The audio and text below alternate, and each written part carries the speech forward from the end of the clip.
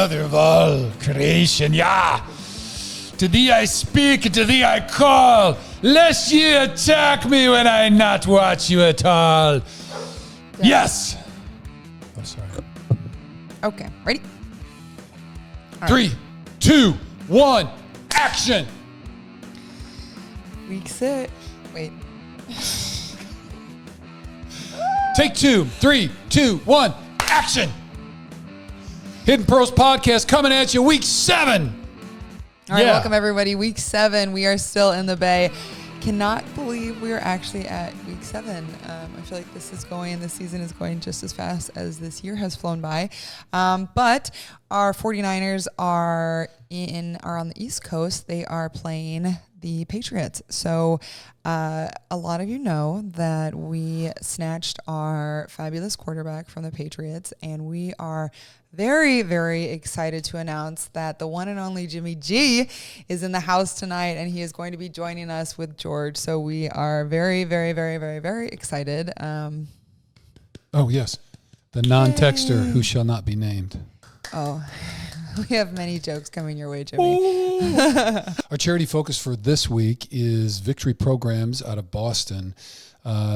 Pretty large organization. I think they serve 3,200 folks, but primarily around homelessness. But they're really known, their reputation is they really big on housing, healthcare, and prevention. So there's a lot more in the podcast about all that. I encourage you to watch it. Really amazing program and a new idea called the Mobile Prevention Team. Does a lot of prevention in the streets and pretty exciting stuff that they're doing. So very excited.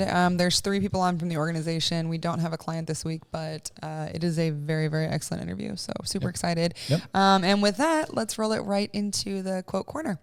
So first quote, we have, "Your vision will become clear only when you can look into your own heart. Who looks outside dreams, who looks inside awakens." And that is from Carl Jung. And another quote that we wanted to share by one of our favorite authors, Joseph Campbell, in his book, The Power of Myth. He kind of explains a little bit more and goes into depth on what that means in the relationship to an athlete. And so the athlete who is in championship form has a quiet place within themselves, and it is out of that place that their action comes. If they are all in the action field, they are not performing properly. There is a center out of which you act. There is a center that has to be known and held. It is quite physically recognized by the person, but unless this center has been found, you're torn apart and tension comes. Yeah. So Joseph Campbell is so cool. Yeah, so that's the hero's journey. If you haven't looked it up, we've talked about it a little bit on the show, but great stuff. Anyway, so I guess what I really want to get to is the vision piece on this, the notion that the journey within, more difficult, harder, all that kind of stuff. And the more we look externally without looking within, you're going to continually struggle. So that's where this piece about looking inside, we can awaken. So it all comes through knowing the self, which is that journey. Understanding our core values and our purpose and our mission and those kind of things. And then when we get to that, this piece that Joseph Campbell's talking about, that when we find that center, we find a power within us and a level of confidence and a certainty. And we stop having to reach for things, and instead we become more like a magnet, and our life gets drawn to us. And that is where the clarity of vision really comes. And so when we have that knowledge of the self and we are calm and confident within, then our visualization actually attracts those things to us, and the universe provides those things to us. So anyway, just again, encouragement. So reminder, your vision will become clear only when you can look into your own heart. It's all about that journey there. Who looks outside dreams, and who looks inside awakens. And we are seeking awakened human beings. So join us on the path. Love it. All right, let's get our favorite 49ers on. So big welcome to George Kittle and Jimmy G. Victors over the Rams. Let's roll, Jimmy. All right. Cut.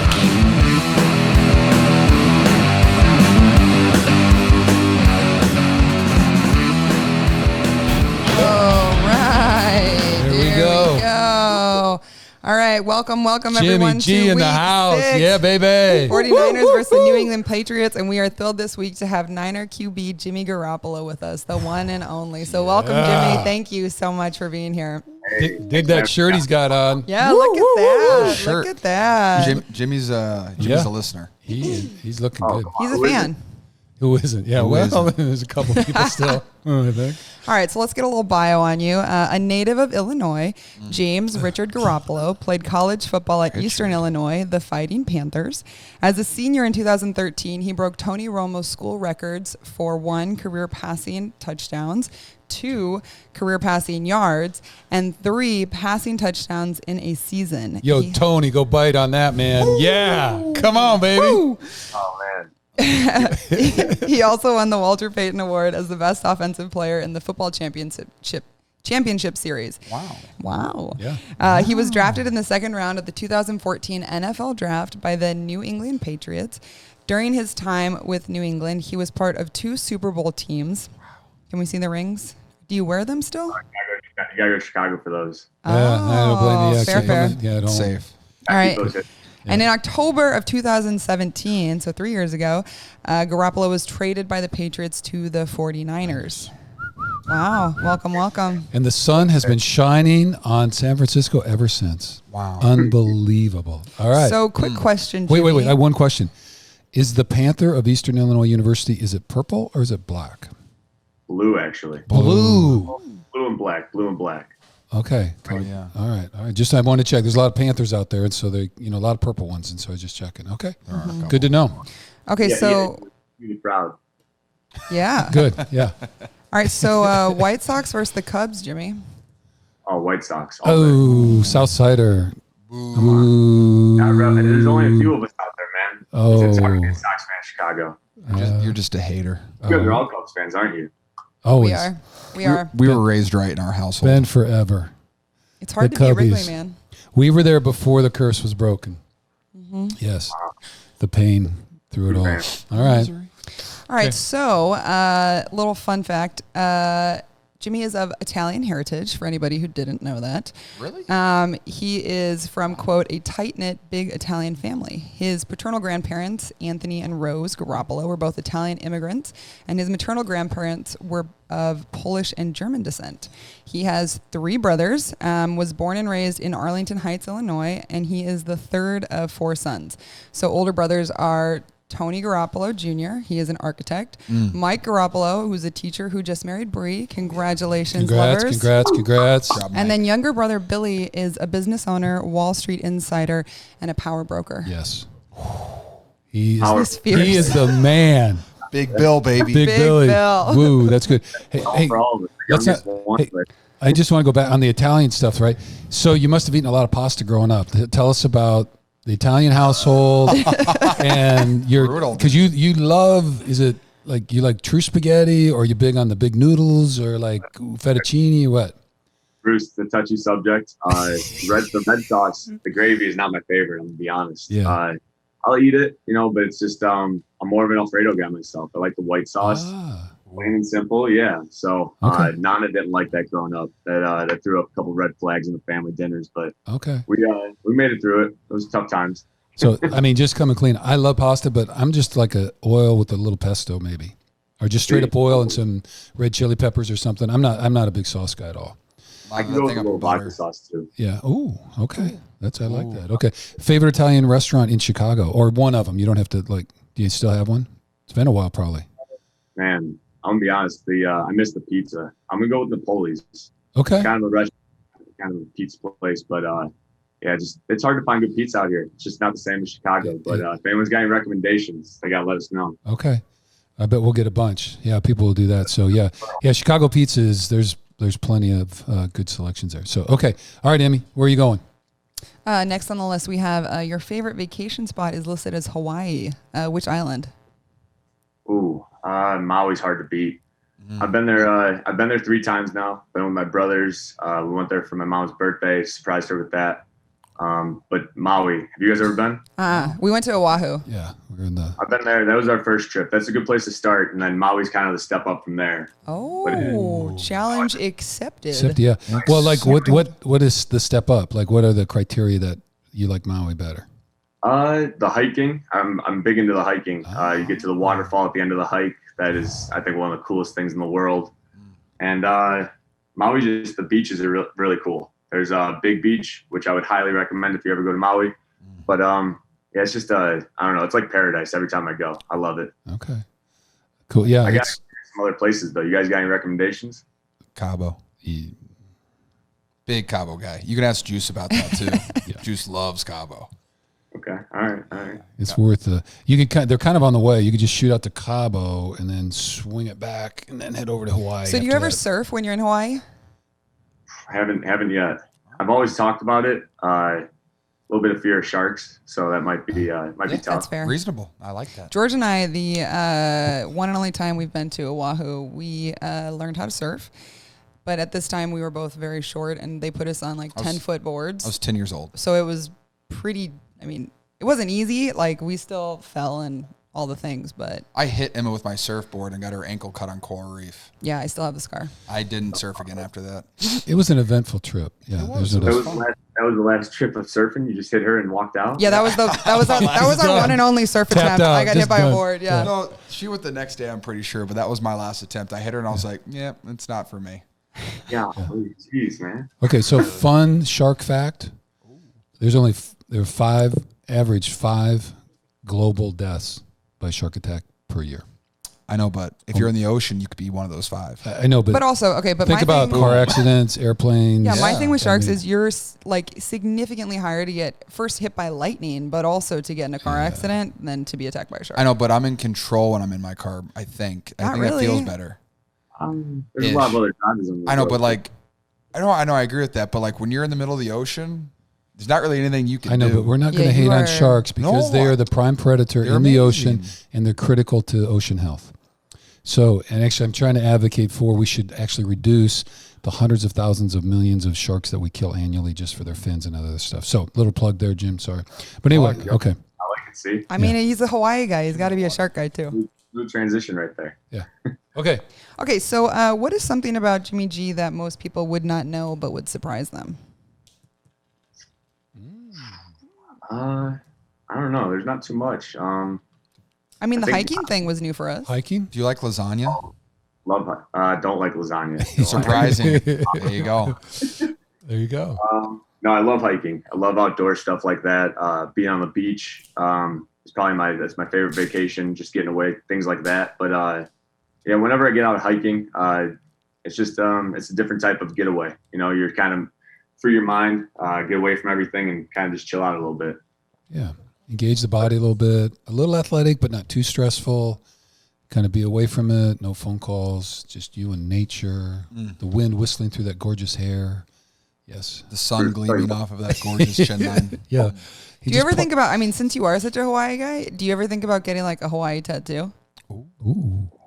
Tattoo. I've always wanted to get a tattoo. Probably ever since like midway through college. Yeah. All my college roommates had them. I just couldn't commit to one. It's hard. Yeah, it's super hard. I've heard the first one. I heard the first one's the hardest, and then after that, I kind of get addicted a little bit. It's super addicting.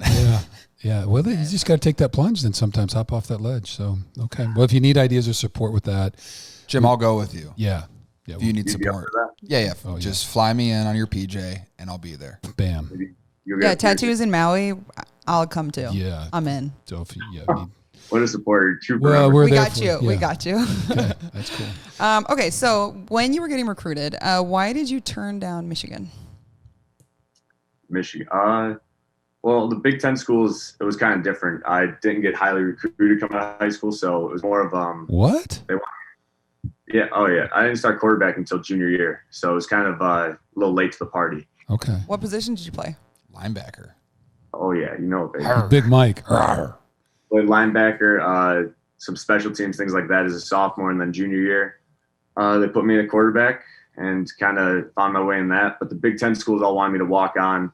They were talking to me all good and everything, but I wanted to play. That was my big thing with the whole recruiting process. I wanted to find a place where I could play early and really, fit in with the guys. And Eastern, I went on the visit there, fell in love with the teammates, the coaches. Coach Spoo at the time was recruiting me. And, I just fell in love with the place. It was a little different than the rest of the 1AA schools. Yeah. But I wish I could have went to the Big Ten. Iowa, if they would have recruited me, we'll like that a little bit. Yeah. Fun fact, was your first college football game of all time in Kinnick Stadium? It was. I wasn't playing, but I was redshirting, and that was Was it It cool was though? quite an experience. Yeah. Was it packed? Oh, opening day, 80,000 Hawkeyes. It was crazy. Isn't it? When they score, I. Oh, So cool. W. A. They blocked what was it? They blocked a punt and returned it, scoop and score. Yeah. It's one of the loudest moments of football I ever heard. And I was like, this is what college football is, man. Next week we're playing a home game. There was like 1,500 people there. So just the difference between Iowa and Eastern. It was it's a quick change for me. Yeah. Well, good. Well, Kinnick was blessed by your presence, so that's good. The old Kinnick This guy Stadium. took over from there. Yeah. Well, Are there good. any other Big Ten games over the years or stadiums that kind of stuck out to you? What was your favorite stadium? Or just favorite stadium in general? I mean, Iowa would probably be it. We played San Diego State at the old Padres Stadium, the old Chargers Stadium there. That was pretty cool. But yeah, it's hard to top Iowa, man. They had the whole black and yellow stripes going on too. Oh, so did they do that? Yeah. Oh, Yeah, it was that's a cool setup. You can't beat that. No, What was your favorite, George? Favorite Big Ten school? Nebraska, because I'm 3-0 there. Never lost there. Or I think we were 2-0. I don't know, but never lost there. And Is that just a toss up for all the Husker fans listening? Yeah. Also, the it's an NFL stadium. It goes straight up. Straight up. Yeah. And it's always sold out because they do have great fans. Right. But it's always loud. Like they just until we just pummel them. But it's always loud. Yeah. But I've always had a great experience in Nebraska. Yeah. Yeah, you go 3-0. You love that place. Ooh, it's a great stadium. Yeah. Powerful rivalry. Okay, let's see. She's hand it over to me. All righty then. So Eastern Illinois, and then did you redshirt there also, James, or not? Or did you go straight through? I redshirted for about 4 games. Then the coach said, Jimmy, you're starting this week, and started from then on out. Okay. And so played through in 4. Okay. And then we already talked about the draft going second round. So in that last year, we kind of mentioned all that stuff. So kudos for you. Must have had some pretty good receivers along the way then too, and all that kind of stuff. The schemes were good and you executed. So that is all really good stuff. And then was second kind of where you were projected? Is that what you were expecting, thinking, or was that a huge surprise, or how'd that work out?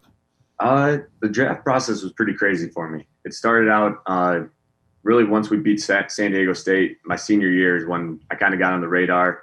They were talking about going undrafted and things like that. And then the Senior Bowl and the East-West game happened. And things really took off from there. I mean, after those, went on all the visits, got an invite to the draft in New York. Did you ball out at those games? East-West, yeah, kind of. East-West, I really you can balled toot out. your own horn, dude. Yeah, So James, that- it's okay. yeah, We're you're You're a friends, man. quarterback, Just man. say, You can yeah. say yes. like you balled out. You killed it. That's great, man. I had an advantage at the East-West game. We had it was me and one of my receivers, my best receiver. He was on the same team as me. So we hit, I think we hit like 3 corner routes for like 15, 20 yards each. I was like, this is stealing right now. So it was, East-West was real fun. Senior Bowl was fun. And then the invite to the draft, really, it happened so quickly. Gil Brandt, I remember, called me. Didn't know who Gil Brandt was at the time. My dad's like, you got to answer that, man. Like, George knows how I am with my phone. So it's not my. How are you with your phone? Getting better. Exactly. Is he in recovery? Yeah, no, he's getting much better. Okay. He actually texted me today and Ooh. called me. And called. Oh, wow. Wow, that's a lot. Okay. Big month. I'll tell you what. It's coming on strong. Okay. Wow. Hey. Okay. But, So, all right. Yes. Then the draft happened. When I got invited to it, I figured I wasn't going first round. Patriots called me the second day. It was Bill Belichick on the line. I couldn't hear a word he was saying. My brothers were screaming in my ears, and the rest is history. Yeah, it was. It happened so fast, and it always does in this league. I mean, 7 years. It's flown by for me so far. Oh, yeah. Yeah, think about it. You were here in my rookie year. It was when you got traded in, and that was year 4 for you, right? Yeah, you've come a long way, man. I mean, like, dude, I'm in the same year that you got traded. Like, I'm in year 4 now. Like, that's weird. Imagine getting traded to New England now and going all the way across the country. How different it would be. Oh. Wild, right? Big California guy. Like the weather. I pay for this. I pay for the sunshine. Yeah. Cali's pretty good. So, okay. So we got through the draft, and then, well, how about then? So you were there, went out in the 214 and then left during 217.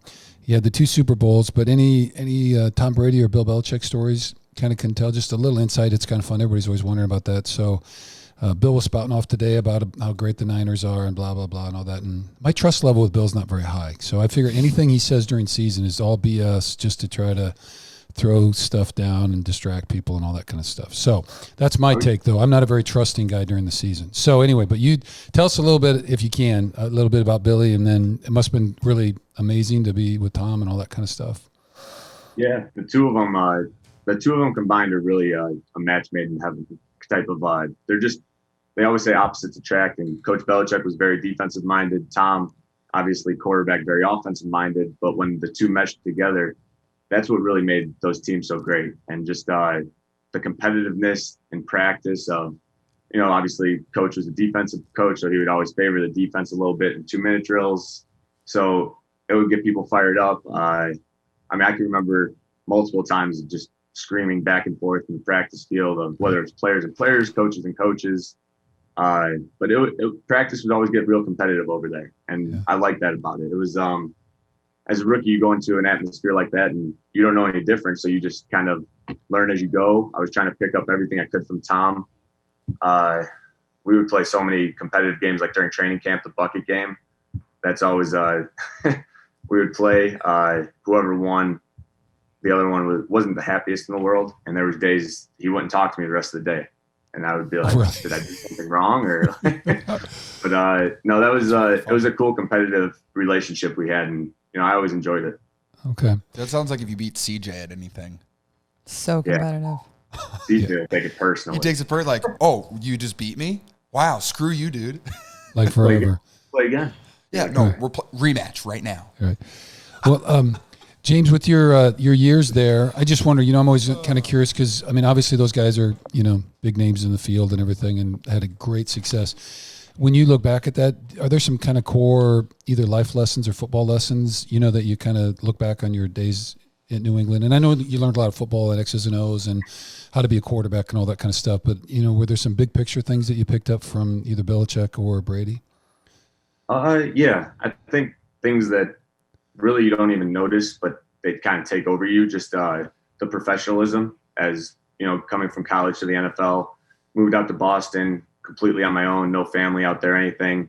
And it was really just, you got to grow up quickly, doing bills on my own, all that stuff. And at 22 years old, it was like, you got to figure this out. It was me and Tom as the only quarterbacks in the room. So it was 22 and 37. Right. So you can understand those conversations when I was a rookie. Yeah. So I'm single.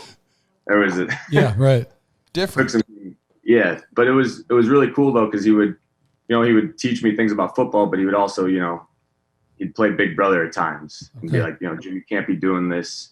And one thing Tom would always say, he would always tell me as a rookie, he'd be like, Jim, you can't be out hooting with the owls if you want to be soaring with the eagles in the morning.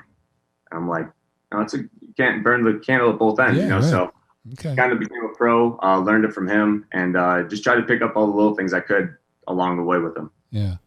Well, that's pretty neat. So good times. Okay. So then the whole trade thing comes up, and I just always wondered, like internally from your end, how did that work out? If you don't mind sharing, if there's, I don't know if it's super secret or not, so you can always say no, but I just, like Belichick call you down, or like, how do you find out about it and all that kind of stuff? Or do you have input, or how's that work during a season trade like that? It happens quick. It happens. My mom kind of called it, actually, oddly enough. The trade deadline was coming up. It was right around my birthday. I was going to go back to Chicago, see the family and everything. And I think it was like 3 days before my birthday, something like that. Right before Halloween, got the call. I was just sitting in my house or my apartment. Coach Belichick, he was very straightforward with me. That's one thing I really appreciated. Coach never beat around the bush. He was straight to the point. And you always got to respect a guy like that, So at the end of the day, he was going to give it to you the honest truth and just take it for what it was. But it happened quick. The next morning, 6 a.m., I was out on a flight out west. That's quick. Yeah, that's quick. Here's the crazy thing. When it happened, all the people in New England are tweeting, Instagramming me, Jimmy, why would you get traded? Why'd you do this? Like it was my decision. Yeah, and I'm like, guys, like this is, I didn't, right. I just work here. Like, that's all I do. Huh. Well, and what did old Bill say though when he calls? I mean, is it just that, they called, they need somebody, we think it's a great opportunity for you, or was it like, how do you pitch it? there wasn't much. I mean, he explained the whole situation. Just Jim, we're dealing you for a second round pick. Explained to me how he knew Kyle, how he thought Kyle would be a great fit, and he's a young coach and everything like that. And it was pretty cool. Just, I mean, the respect level between Coach Belichick and Kyle is it's incredible. Just between both of them, back and forth. And so whenever I could go from that coach to Kyle, how could you ask for anything more? Yeah. Oh. Well, it sure worked out for everybody here, so that's a great thing. So glad I get to go to this guy. That's not too bad either, right? Oh, go ahead, Emmy. Jump on that. I'm trying my best. Let's ask that then. So, first time you met GK. Yeah. Let's get a when and where. What was it like? Yeah. Do you remember what he was wearing? Oh, geez. No. What shoes did he have on? Probably some Nike trainers at that point. So 2017. All right. George had been there just a little bit longer than you. Yep. I'm trying to think of the first time I met it. I can't remember a specific first time. Do you, George? I think it was just you were in your locker, and I came up and said, "What's up?" Because our lockers face each other. Our lockers were right there, so that became real quick. You, me, AC was right next to me. I remember. Colbert, Kyle Nelson was right there. I'll tell you this: when I first got there, George was coming off. Was it a ankle sprain, high ankle sprain, something like that? Medial ankle sprain. Yeah, that's super fun. Yeah, I was coming off of that. Was he really was he whiny and crying and shit, or what was it like? A little, how it is, Bruce. A little bit. Yeah, you know how it is, Bruce. No, but he couldn't do all the things they normally did. Cutting, moving, all that stuff. And so all the coaches were telling me, we got tight end. This guy could run choice routes. He could do a lot of things in the pass game. And I was like, yeah, right. All right, who are we talking about? Super tough. I thought you guys traded Vance McDonald. What's up? I don't get it. Like, who you got? Yeah, sleeves coming out of his game jersey. I didn't know what was going on. So it was he's come a long, long way since I first met him. Okay. Well, any tips for George to improve his game? Yeah. Oh yeah. To improve his game? Yeah. Right now. Like, if he's come a long way, tell us what do you see that's improved? Like, what that, and then what edge what tips do you have as a quarterback? Because you guys, you QBs sit in that room, I know you do, and you critique everybody, including yourself. So come on, then give us a little feedback, a little honest stuff. What I think George does, I'll go with what George needs to work on first. Okay. Yeah. His run after catch, it's just it's a little weak. No, I'm kidding. But the run after catch is what George separates him from everyone else. When he gets the ball in his hands, the guy's special. But I would say the thing that he's improved the most on is just his football knowledge.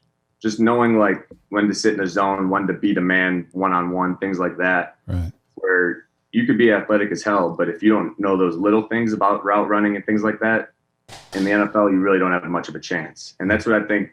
He's just improving the things that are his weaknesses, trying to make his strengths. And obviously he could work on his hamstrings with the yoga, Bruce. You know that. We got to work on, get those Achilles stretched out a little bit more. Oh, James. That's a whole other story, right? Yeah. If only he had a resource for yoga. I'll see you tomorrow. But no, it's been a pleasure with George. His swag has definitely come a long way. That's so true. He used to wear black cleats, baggy pants. I wore a size 38 or 40 pants because in college, my senior year, I wore knee braces, double knee braces. Right. And so I was used to that. And I literally I was out there in sweatpants. You still made it work. I don't know how you did it. Dude, I don't know. They fell down every play. But I was like, I don't like tight pants. Totally bad idea. Kyle Juszczyk and Kyle Nelson, and then Jimmy, when he got there, all bullied me into getting rid of my sleeves and my cleats, which, hey, thank you guys. Right. Juice will be all over that. Dude, Juice was on my ass from the beginning. And sometimes change is painful, so that's okay. Hey, he's all pro for a reason, man. I got a question for you. Where do you think George needs to improve his game? Well, I always thought the knowledge of the game thing I think is really good. And then I guess if a little bit of hard for me because when I'm here, I get to watch, am I supposed to share the iPad thing? I look over his shoulder. Yeah, he watches film. Yeah, so I do watch the film and all that. It's hard though because sometimes when I'm looking at it from my perspective, I don't always know the full scheme and how you guys are drawing things and what he's supposed to do and all that stuff. So I'm really big as a tight end on his. I think his first level releases are really, really good. And then I'm really impressed. Most of the time, I think he's really good. Occasionally, like some of the stuff happens quicker though. And that's what I mean. So my perception is sometimes that second level release could be a little tighter. So that's just a little Don't bit. get shit by linebackers. Yeah, that stuff. You know what I mean? So I think that second level is where you really create separation, right? All that stuff. So that's an area a little bit. And then I'm just this season, because you guys really haven't run the ball very much. Last night was really the first time. Felt like you were getting into your groove a little bit. So I think it's early because you didn't have a full training camp. You didn't have OTAs. And so I think people are a little rusty. So I'm looking forward to continuing that, grinding that running game a little bit. So I think that's going to polish up really good. So Jim, what were you to start? Weren't you like 17 of 23 at halftime? I have no idea. I think so. Yeah. Like 17 of 23. Yeah, I was like, yeah, that's not bad. And that's with like you, I think you had 3 incompletions at the end, maybe, but like you were like basically 17 for 20. That's pretty sick. And you were getting that ball was released. I mean, you were under 2 seconds, like almost. It was like 1-2 bam, 1-2 bam. You were firing that thing. When you're playing against that guy. Yeah, no doubt. I know. It was a great scheme that way. And Hey, what'd you tell me about the first time you played Aaron Donald? Like the first third down. This is a cool story. So he was, I think he lined up at the end on that play. Yeah. And, going the whole week going into it, everyone's telling me, it was my first time playing against Aaron. And everyone's telling me he gets there quick. You got one hitch, ball's got to be out type of thing. And I was like, yeah, all right. I've seen, good pass rushers and things like that. And the first rush, it was like 3rd and 6 or something like that. I literally looked to number 1, was on my way to number 2, and he was on my back in a matter just like that. And I literally remember walking off the field, and I was like, that was the fastest thing. like I just got mugged down in New York or something, right? Wow. I was like, what happened? What hit me? It was very eye-opening, and that guy, he's so talented. It's unreal. Yeah, it really is. Yeah, well, I just got to say, watching the game, and I haven't seen the tape, but the boys up front overall did a great job. And the schemes were really good, too, between the play action and the run. And then the pass schemes, you were getting the ball out really quick. Guys were doing a good job getting open. So it all intertwined very well. Yeah, it really did. Really kind of neutralized that stuff. So then that time you ran the ball and just tackled the dude. I know. How's your shoulder? Yeah. Huh? Dude, Jimmy was hitting shrugs earlier. Oh my gosh, man, that was like a rock solid. Like that's like a dude play. Like I was sick. They're calling for the lowering of the helmet on me. I know. Yeah, you Dude, you buried that thing right in his chest, and I got to give you credit because like they had the clip on Instagram, and so I recorded it, so I've got it, and then we might throw it in here in the show later. But anyway, yeah, as you were coming down, and you rocked that dude a little bit. You got underneath his pads, you kind of knocked him back a little bit. Then the guy I kind of got caught in a weird spot because when I broke the pocket, McGlinchey's guy was coming from behind, and I hear Mike because there's no fans, so you could hear everything. Yep. I hear him yelling, "Jimmy, look out!" So. Mike said that? Oh, that's great. Look out! Behind me, and I didn't want to slide into him. And so I was trying to like almost dive, and then one thing led to another. And yeah, you get in the open field, things happen a lot faster than the pocket. Sometimes, yeah. Yeah, no, that's a whole nother. There's bodies flying around out there, man. It's dangerous. Don't go out there unless you absolutely have to. I know, but I told Jim, I was like, hey, man, it hurts less if you initiate the contact. And so that's what he did. That's right. True. I mean, I didn't feel much of it. So think about this: every other safety that comes up to put wood on you, they're going to look at that tape and they're going to go, "I got to make a business decision. Do I want to take a blow from Jimmy, or am I just, I got to go really low on him because I don't want to take a shot like that." And then next time Jimmy's going to slide, and he's finally going to get one of those 15-yarders, right? Getting touched. I know. How long is that going to take till you get the roughing and the? Oh man, a minute. 4 or 5 or something to get those. Yeah, I think I got to have a couple Super Bowls under the belt. So, wow. All right, Em, where we at? What do you got going? Fashion preview. One more question. So off-season training obviously was a lot different with our pandemic and COVID. Yes. What was the biggest issue for you? Can you kind of take us through your COVID journey of training and what that looked like? Yeah, just the weirdest part was, just getting it started, not being able to go to the facility, not use, a gym or anything like that. So I actually turned my garage into a gym here in California. The brothers came over. That's kind of where we would work out. And then honestly, for the first couple months, because so many parks were closed, we were going park to park trying to find just an open one early in the morning or something like that when we could just get some running in. And it was a struggle early on. Yeah. But then we got like everything, we got into a pretty good routine. We found a consistent spot.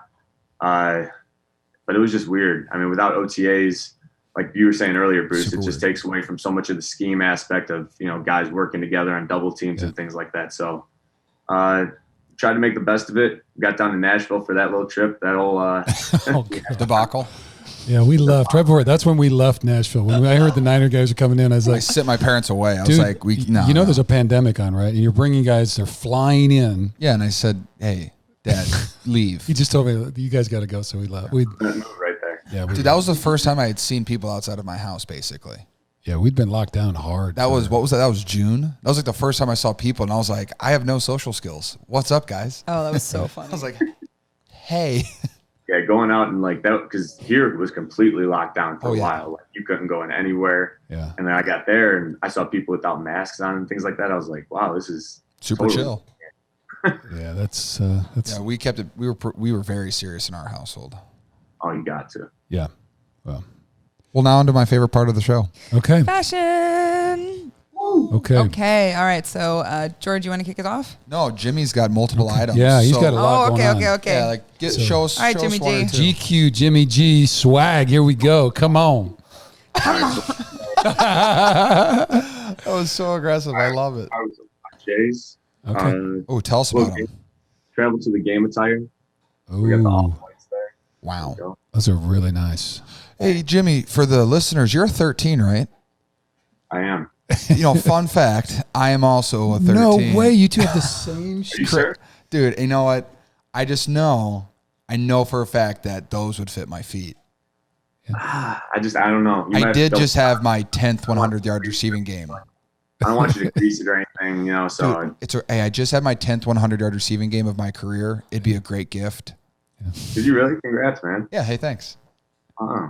Huh. Look at Maybe you. That's cool. I'll talk to my people, see what I could do. Okay. Woo! Yeah. Okay, I'll go next. And because I know that me and Jimmy are the same size, these are shoes that Jimmy G gave me, actually. Oh, okay. So they're exact opposites. So you got one with a purple swoosh, one with a green swoosh. Down a little bit. Yeah. The Joker colors on there. Yeah. I like it. And then the back of the shoes, Yep. they say breathe and center. So, it's kind of like my my meditation stuff. But I'm a big fan of these, especially just because they're opposites. I think the bottoms are sick. Yeah, flash the bottom up, George. Ooh.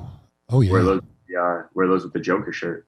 Yeah. Now we're really talking. I almost did, but Bruce actually, he chose I think those were the 4s Yeah. that I wore to the game. They were actually the Joker edition. So it was a pretty good call. Can't go wrong with that. Yeah. No, you got anything special planned for spooky season? Halloween, you're going to wear a cool outfit for the Halloween game? Well, also, when's your birthday? You're in October too, right? November 2nd. November 2nd. Oh, so you're on- right after Halloween. Okay. I beat George him- and I are both beat him October to it. babies. It's November 2nd. Trust me, I know. Oh, you know. You didn't know that. Oh, dude. Yeah, I do. But yeah, for spooky season, I don't know. Maybe we get something I was dressed up for Halloween. Try to think of something good. Do we play on Halloween? I think you play the first. The Seahawks, right? That's the the 25th is Patriots, so then Halloween's 6 days from there. So yeah, we play. So Saturday night will be the 31st. Somewhere around there. I'm gonna dress up for the team meeting that night, I guess. Hey, fun Halloween fact. Yes. There's actually a full moon on Halloween once about every 25 years. And it's this year. It is this year. But also, it's a blue moon. So it's Yeah. the second It's the full second moon in October. Wow. So it's a There's some full witchy shit. blue moon. So that Witchy shit. You guys stay in the damn hotel that night. Do not hoot with the owls. hoot with owls. We're bringing the spooky home, baby. Bringing the spooky to Seattle. Yeah. All right, Jimmy, you got Like any the cleats ghosts. for us? Ooh. Oh yeah. Okay. Oh, look at the that? skin. Little gator on there. Wow. Jumpman. Yeah. These are my babies right here. The You- 10s. Did you design those yourself?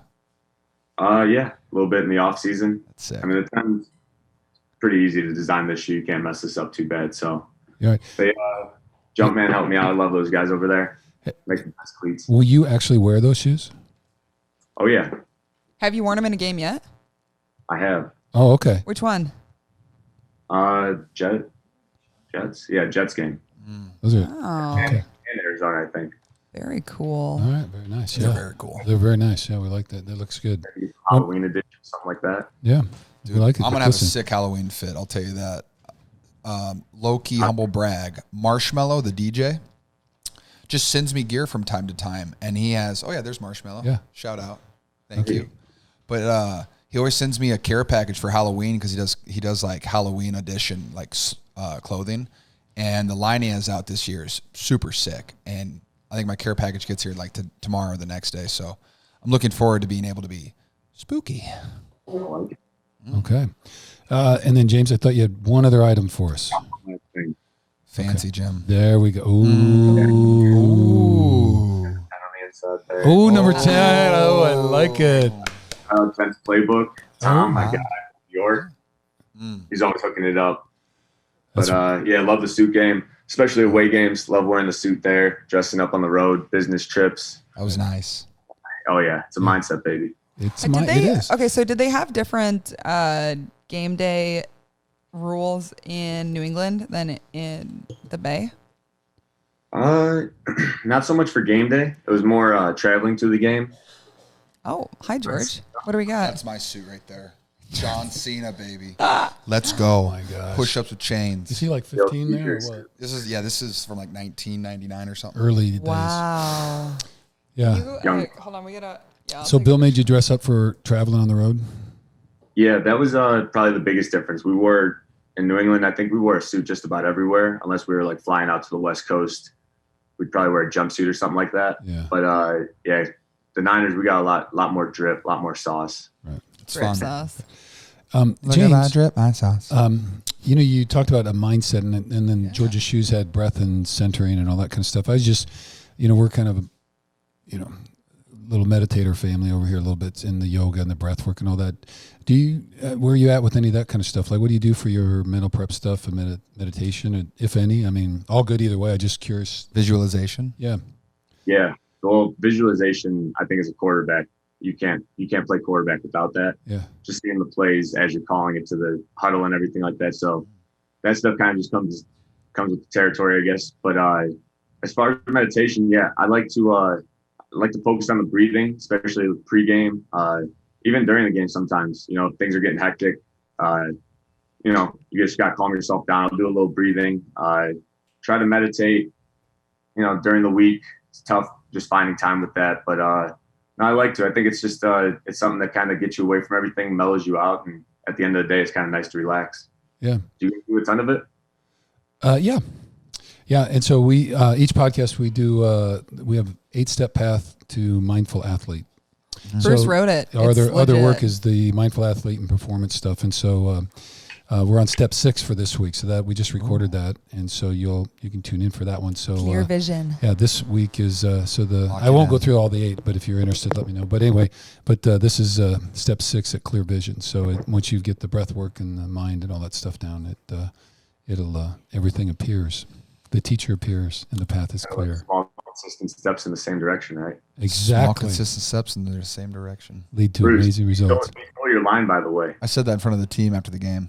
It's Aw. it's all good, man. It's his line now. George, have you He's the ever- one that's living it. Have you ever given him one of the little cards that did the laminate? I think, yeah, I've given him plenty of those. Actually, Rudy, he took 2 of them from me yesterday after the game. Did you take that packet I just gave you? It's in there right now. I just gave him a whole new batch. He bought Yeah. a laminate. He bought a laminator Bought- so that he could make them for the team. Right. No, I do. Yeah. And then I make them. Mom, will you snag one of those? Will you grab that? It's a bag of little plastic laminated cards. Yeah. Ask him for Should be on the table. Ask him for the new Matrix one. It's legit. Neo's on it. There's even pictures on these. Is there a spoon? Oh, you got pictures on these? This one I did. Usually I don't. Usually it's just quotes, but this one I put in picture form because it's been a kind of a theme for us like all summer. You know, there is no spoon, Jimmy. Got to have a clear vision too, right? Right. There is no spoon. You can see through that matrix, and everything comes alive. Are you a really good. What Matrix is that? fan? Have you seen all of them? A long time ago. It's I don't really- even know if I've seen all of them. Jim, I'm telling you, just turn the first one on tonight. I'm pretty sure it's on Netflix. Yeah. Start to finish, it is so much better than I remember it ever being. Yeah. It's the best. What's the spoon thing you guys are saying though? What's that? You said something about a spoon. Yeah, he does. See, it's Oh, been too you don't. long. Yeah, it's been too long. So in that scene when We'll post a link to this scene. Yeah, when Neo is kind of awakening and then he's going to see the Oracle. The Oracle. He's sitting out in kind of her little kitchen, and there's a little kid there, and the little kid, he's kind of looks like a little Sufi or something. He's got Looks like a little monk kind yeah. of. He looks like Anyway, but he's holding monk. up this big spoon, and Neo's watching him, and the spoon is just like melting and then popping back up, melting and popping back up. And so Neo sits down next to him, and the kid looks at him, and there's this whole exchange about learning the truth and knowing the truth. But anyway, it comes down, and the kid looks at him. He said, "Remember, there is no spoon," because they're in the Matrix, right? Everything's manufactured and fake. And so then Neo is working on trying to bend it, and right when he gets called, the spoon is just starting to go. But the metaphor for us is that there is no spoon, and that we are able to bend reality when we find our flow. And that's what the whole breath work is all about. So we're always bending the spoon here because there is no spoon. And so we bend reality. And that's where your visualization of throwing those beautiful passes, and then the reality matches the visualization because you've already lived that experience, and all you're doing is redoing it. Now I'm getting off on a tangent, so sorry about that. But anyway, brother, yeah, we're all in on the visualization. Awesome. Yeah. Hey, Jim, you got to watch The Matrix, man. Lot of messages in there. Yeah, we do the whole trio. There's a trilogy, so we do at least once a year. Like how many? I mean, I have very clear memory. Like we've done this multiple times where it'll be on like FX or something. FX at like 10:30 p.m. and we're like, And we're like all watch. Go to all bed. in, done, and we're just all locked and in. it's like it's like 15 minutes in, so it's a full. You have an hour and a half left, Right. and we're like, oh yeah, we'll watch. It doesn't matter. I know. It's Like- worth it. Yeah. That or Lord of the Rings. We hop onto those pretty Yeah, quick. those two, yeah. we love trilogies. No spoon, and then, yeah. Long though, man. They are long. Hey, I will say this fun fact: me and Bruce saw Lord of the Rings: Return of the King. I think it was it 4 times in theaters? Yeah. It was 3 or 4 times in theaters. Like, oh, dude. Well, it was in theaters for like 2 months, and so we went like 3 times over 2 months. Yeah. It was awesome. I can't tell you how many times I've watched those movies and just fast forward to the fight scenes. Those are some James, you actually need to read. Have you ever seen the book, The Lord of the Rings book? It's this big. It's. is it really? That's what he read to us as bedtime stories. I've read it to him probably 3 times while they were growing up. Yeah, the books. It's so great. He has notes in it too. Like he Everything was writes a notes. combat situation for us growing up. Got you ready. Anyway, okay, where are we at now? So, football. All right. Football. Okay. Football. Yeah. So we'll just do a little bit. So anyway, all right, here come the Niners, 3-3, right back in the race for the Hey. NFC West, soon to be champions again. And we are excited about that. A great victory Sunday night football. The nation watched. Things are not dead in the Bay. The Bay is still alive. They still play football out here, and the NFL needs to reckon with the team out west. All right, the sun is not set, so here we come. So anyway, defeated the old Rams. Welcome to the Bay again, 24-16. See you later. Anyway, so you guys In the got all back whites too. In the all whites. Oh, the all whites. Love all whites. I think that's the standard uniform. I just, Yeah. How could it not be? I know. It's It's beautiful. so beautiful. You I guys will are- say, you guys fun are fact: fine. me and Jimmy actually traded jerseys this week. What? Yeah. Oh. I get the Jimmy G all white classic throwback. I'm pretty pumped. I'm pumped about that. We got some other jerseys, but that's good. I was honored. Couldn't believe it. Wait, say that again. Say that again. George asked me after the game because we can't do the jersey exchange on the field anymore. Yeah, I know. Did you sign it? We haven't yet. I've already given Jimmy a jersey though. I have not received one yet from him, but it's okay. Dude, the all white though. I think that makes up for like 3 of them. Oh yeah. Wait, what was that? I didn't make the Pro Bowl yet. You gave me the Pro Bowl jersey. That's true. Well, this is the year. Damn it, Jim. Amen. Damn it, We'll get Jim. the Pro Bowl. Quit dicking around and get it right, will you? Jeez. Come on, damn it. Okay. All right, here we go. So we went. So I had a question. So Wine, how did you get on track? And I'm just going to throw some stuff out. No stats, but no turnovers. Great job. Right? That's fun. Ran the ball well, so the running game kicked in, and that set up everything else, which it did all of last year, so that was mine. And then defense played great. Corners showed up in a big-time way, and the D-line played really good, kept pressure on them enough. And with the corners playing the way they did, and our guy with the interception, I'm sorry, I'm totally JV. yeah. Jason. Wow. Wow. I mean, just What a play. That was just Because he was So in the- athletic. We watched it today as a team, and he was in the flat, and then saw the Right. ball, saw the corner out coming, and then flipped his hips, went back, and picked it off. Like it's unbelievable play. Watched it multiple times today. baller. When So- he helps to help Jimmy out like that, because Jimmy, he had a step on Jimmy too. I mean, that was especially in that moment too of the game. That was huge. If he doesn't peel back, I mean, I don't know if it's a touchdown for sure, but it's like it's on track to be one. So that was really cool. Okay, so those are kind of things. So Anything big though? I know the week, and I've talked to George, so I'm not going to throw a bunch of stuff out there, but I mean, I thought that was the turnaround from the Miami game to that game on Sunday night, just huge. So anything else you want to kind of talk about? And I know we put down in here, we have that you were in a dogfight, because you said that like 3 times on your interview after the game that you were in a dogfight. So I don't know if you've ever seen a dogfight. I don't think you probably have, because we don't want to go down that Michael Vick road. But anyway, so but anyway, was there a big thing during the week that kind of, you know, you look back and like this was really important, or is it just everybody kind of getting their wheels under them, or what do you think? I think it was a combination of a couple things. Guys getting healthy, guys getting practice reps, you know, coming back from injuries, and just, you know, guys, when you're out of it for a couple of weeks like that, you're maybe a little rusty or things like that. But I think guys, when they got their numbers called, answered it. Emmanuel Mosley, I mean, stepping up. Hasty when he came in at the end of the game with Raheem getting banged up a little bit. I mean, it was just when guys like that could step up in those crucial roles, especially at the crucial times like they did for this game.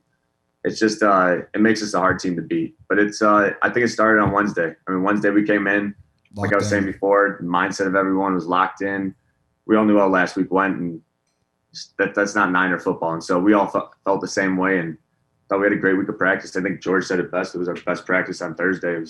Things were going good. We were moving. And, you know, what a difference a week makes, man. Like last Monday, as compared to this one, brutal. Yeah. That's the NFL, man. You know, it is. Oh, my gosh. Week to week, baby. It's a roller coaster. Yeah. Especially with this COVID and everything. It's crazy. Top of a roller coaster. Dude, it is. I feel like I'm on the Hulk at like Disney World, just on repeat. It's like, holy. I'll tell you what the other biggest play of that game was T. Moore down in that ball on the 1 yard line. Oh my gosh. That was what huge. A play. That was huge. I thought he touched the goal line, honestly. That was incredible. You know what I was worried about? It wasn't the touch, but because they'd mark at the plane, you don't have to touch the line, but if you break the plane, you know, that was enough. And when he rolled, I don't know, that was closer. But they didn't call it on the field that way, and so they, you know, let it was let a it hell go. of an absolute monster. Wow, that was huge. He huge, is excellent. Huge play. So that was a really good. And then I think we already talked about the blocked extra point was sick too. That too. Like that was because that gave us momentum coming out too. Because we were like, wow, we blocked. Like because that was the first one since I've been here that I think that we've blocked. And like a basketball player. Oh my gosh, he got up there, but it just like because they just scored, but it kind of gave us a breath of fresh air. We were like, oh, nice, like good vibes. Let's ride. It's really true. It's funny. It's just 1 point, but yet later on that can come into play, and it kind of did. You know, because if they would have scored again, they would have had to go for 2. Yeah, they would have had to go for 2. So it changes the game that way. And then there is that little, it nicks at their confidence, you know, even though like the offense didn't miss they didn't do it. It got blocked, but still it just undermines it. And then it just gives you a little bit of something. So those are huge plays. It leaves the door open for you to get the momentum back. I think a little bit easier. All right. Especially the offense is on the sideline. Like, what the hell just happened? Like, you're like, we're still like looking up at the scoreboard and it says like 6-7. You're just like, if we lose by 1 point, I know that's how you lose my mind. That is exactly. I think really true. Not really a play, but like when you guys first came out, your first 2 or 3 plays were so fast and there was so much energy that like even watching it at home, like Claire was literally standing on the couch. Right. She was so hyped. She's like standing on the couch, glass of wine in her hand, phone in the other, remote. She's like, let's go, like full football. I know, but it's like, 2 plays. It's like, then it's like 3rd and 1 or something, or maybe you already We didn't have a 3rd down the first drive. Yeah, okay. That was fun. Yeah, it was. Oh yeah, you got a first down like right away. Yeah. Every time. It was great. I mean, makes it a lot easier. The first drive was what, like 5 or 6 plays? Yeah, I don't know, but it was fast and furious. And that was a huge play. That was like 30, 40 yards. That was a beat. Debo's was like, it was sick. Yeah.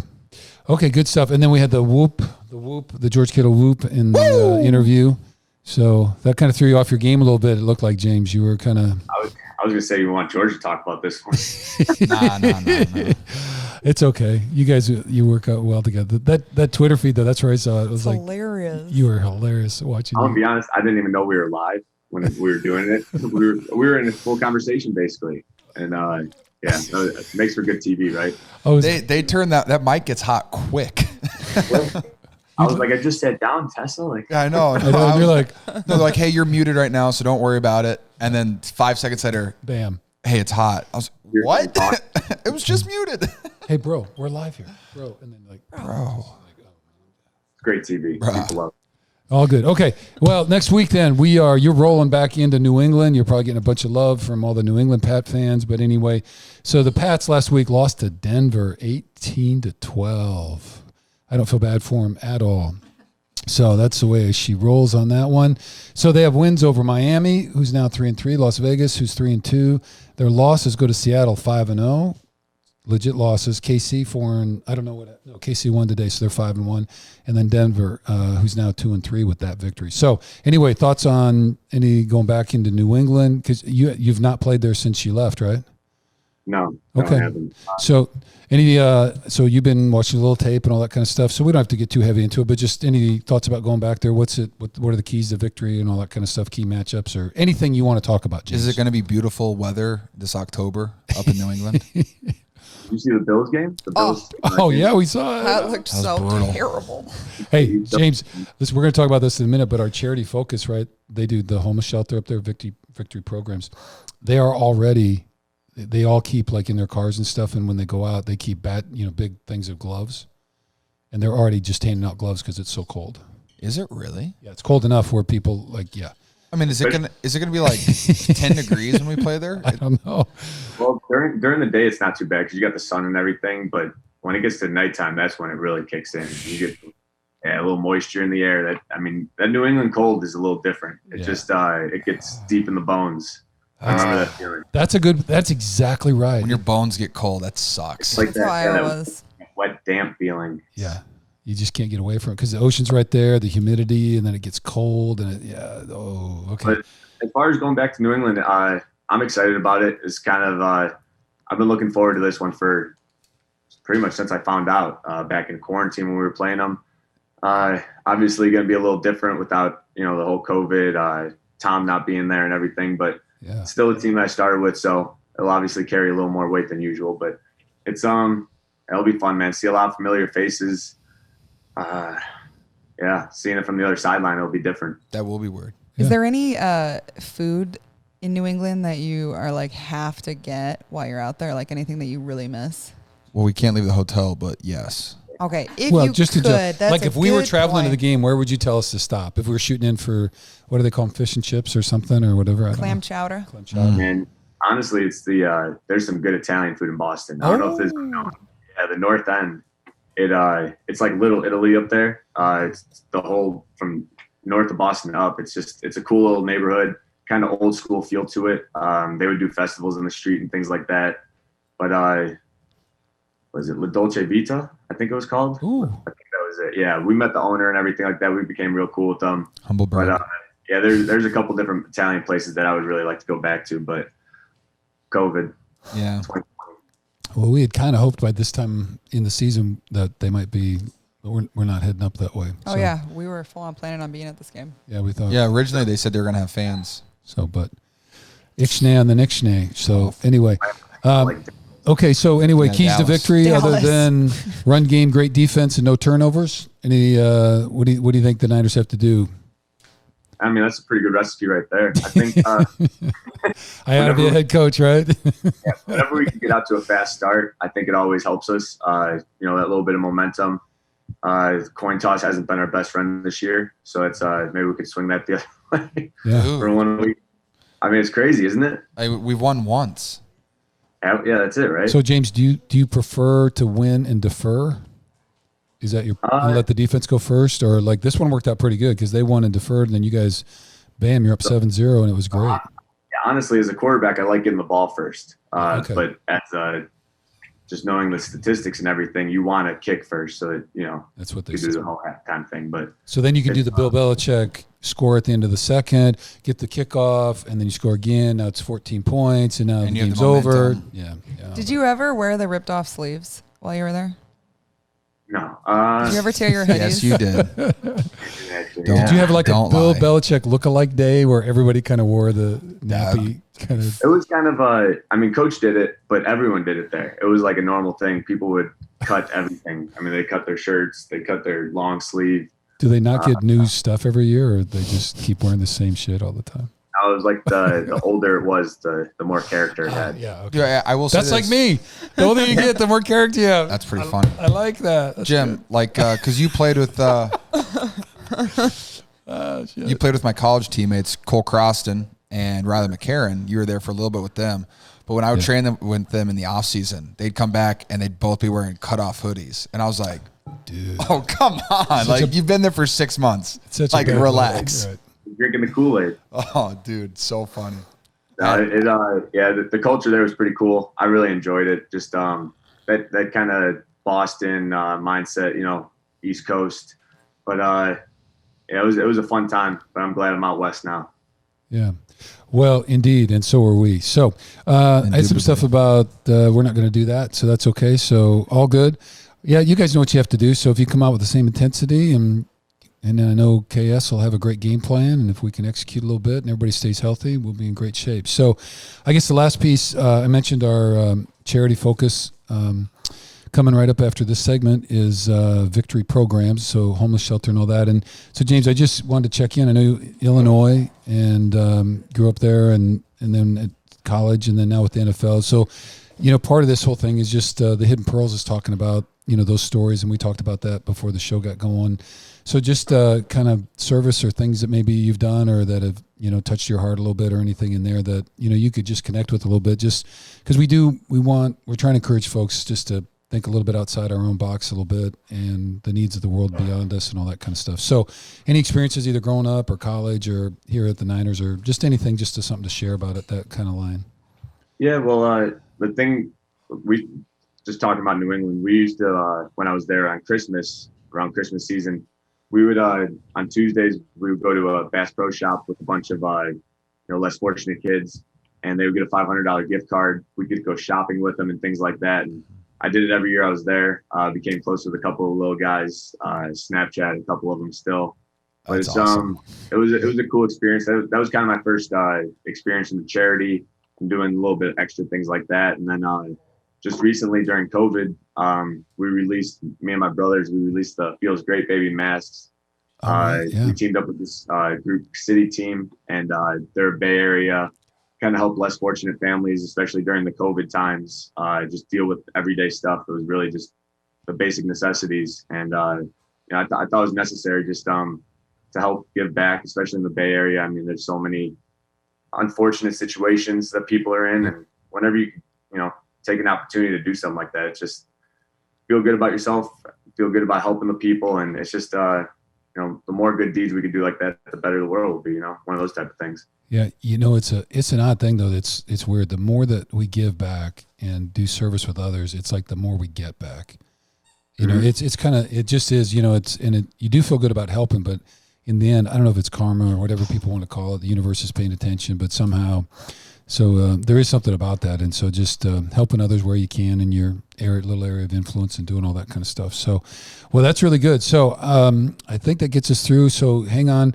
Coming up, we've got the staff from Victory Programs out of Boston. They do an amazing job, pretty large organization, serving 3,200 people at least a year on homelessness and addiction issues and the like. So and we had a great interview with those folks coming up right next. So, James, we just want to say thank you very much. We're huge Jimmy G fans and Garoppolo family fans. So, the first time I met your family, we were down at the Rams, I think, and they were like a couple, I don't know. You mean up at the Rams? Like up at the very top. We were at the Coliseum, and so were they the hell up there? And they were over a little bit. So you're talking about the end of 2017? Yeah, somewhere in there. Yeah. Anyway, your big game?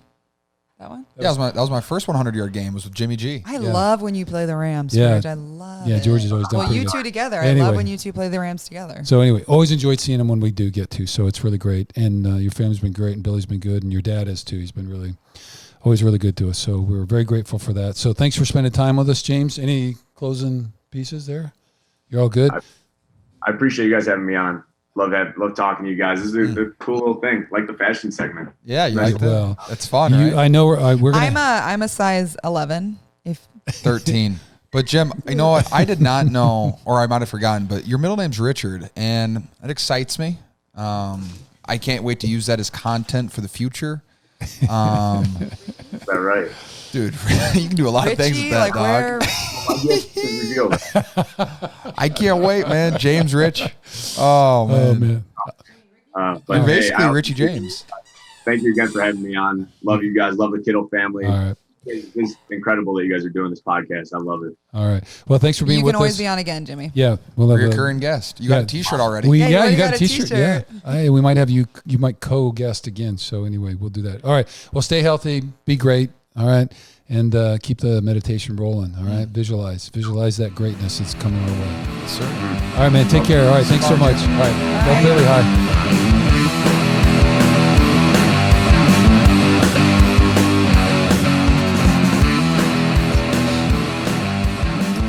Okay, this week our charity focus is Victory Programs out of Boston. We have with us 3 of their team members, including Executive Director Sarah Porter, Richard Baker, Program Director for their mobile prevention team, and Deandra Blackwood, who serves as Drug User Health Coordinator with the mobile prevention team.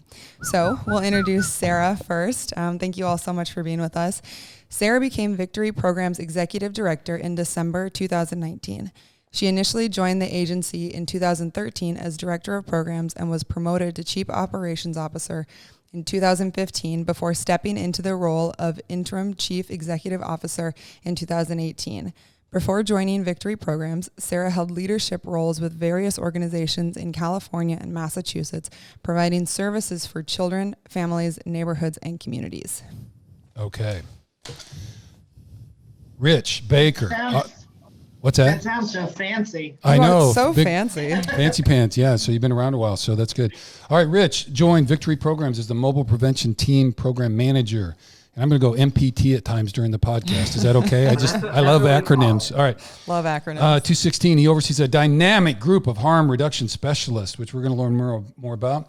MPT provides low threshold access to prevention services, education, and resources across Greater Boston. Rich has a broad range of experience in public health interventions designed to improve health outcomes in marginalized communities. Before joining Victory Programs, Rich served in the United States Peace Corps. He's a member of the Massachusetts Department of Public Health Gay Men's Advisory Council and the Viral Hepatitis. Say it for me. No, I can't say it. Hepatitis. Thank you. Advisory Committee. I know there's no way I was going to get that. He holds a bachelor's degree from Arcadia University and received his master's in public health from the Boston University School of Public Health. So welcome, Rich. Thank you very much for being here. Excited to hear that. And then Deandra Blackwood, we have a title for you, Drug User Health Coordinator with the Mobile Prevention Team. No one gave me anything else, Deandra, so not trying to leave you out. And you can add a few bits and pieces to that as we get going. Is that okay? Yeah, that's totally cool. Okay, excellent. All right. Then here we go. A little bit on the organization.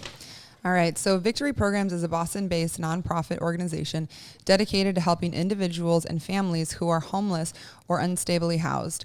Most struggle with substance use and mental health, and many live with HIV, AIDS, and other chronic illness. Victory Programs provide shelter, sustenance, recovery, care, and professional compassionate support to 3,200 people a year. Their mission is Victory Programs opens doors to recovery, hope, and community to individuals and families facing homelessness, drug and alcohol addiction, and chronic illnesses like HIV, AIDS. Okay.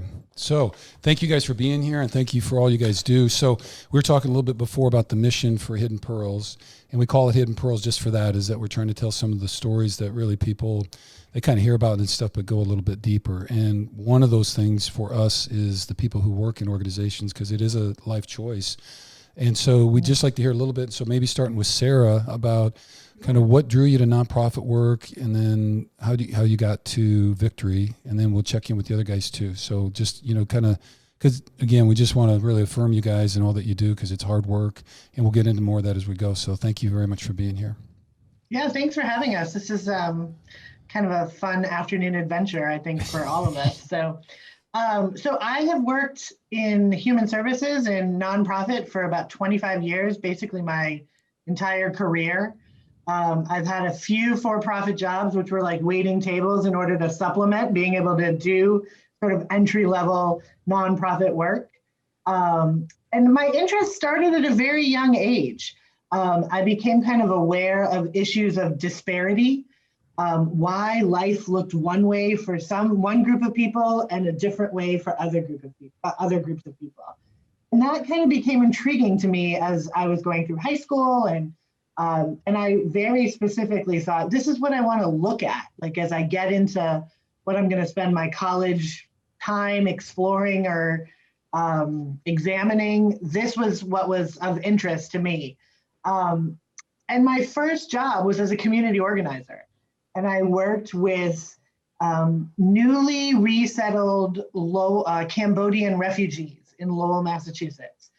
And I absolutely kind of fell in love with the process, with the conversations I was having, with the relationships, with hearing people's stories from their perspective, and the level of how those disparities seem to melt away in moments of connection, in times where I would be sitting in someone's living room that I had literally nothing in common with, including like not speaking the same language.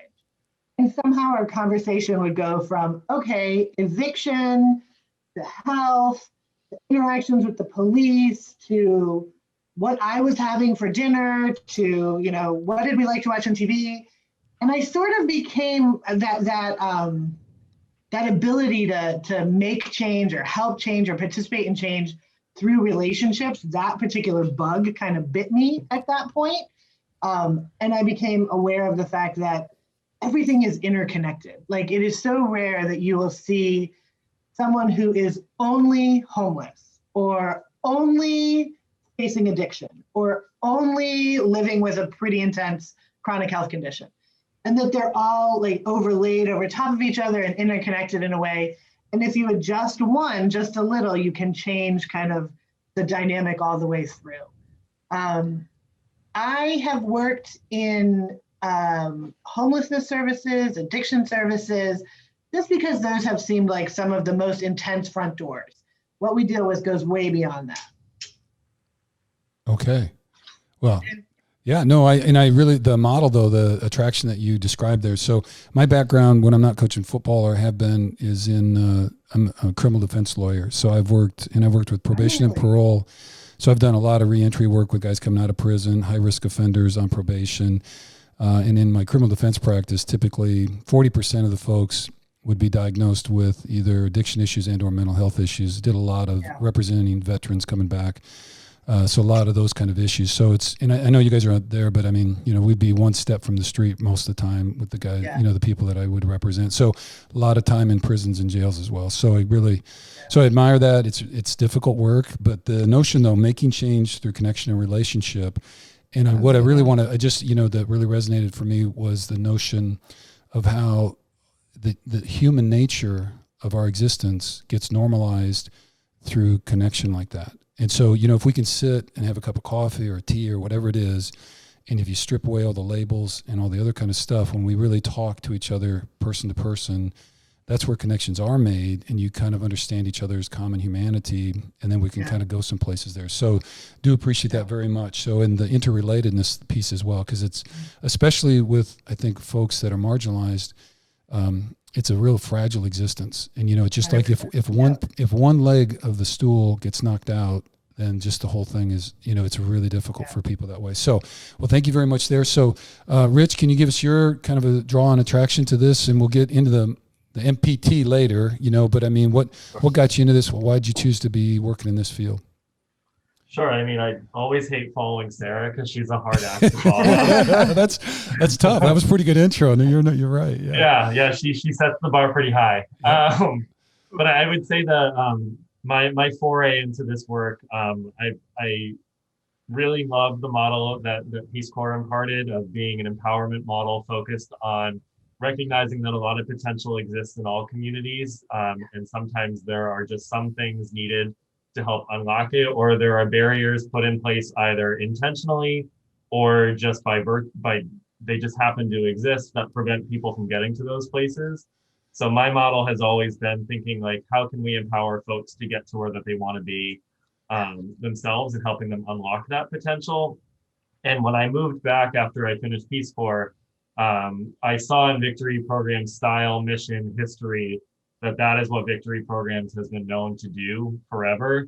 We don't always get it perfect. We're not a perfect organization by any means, but there's a lot of people that went into this organization and designed it with care and continue to run it with care. And I think it just speaks volumes that To me at least, and it's the reason why I have continued coming back here, is that a lot of people care and people's minds and hearts are in the right places in the way that we're thinking about the work that we do.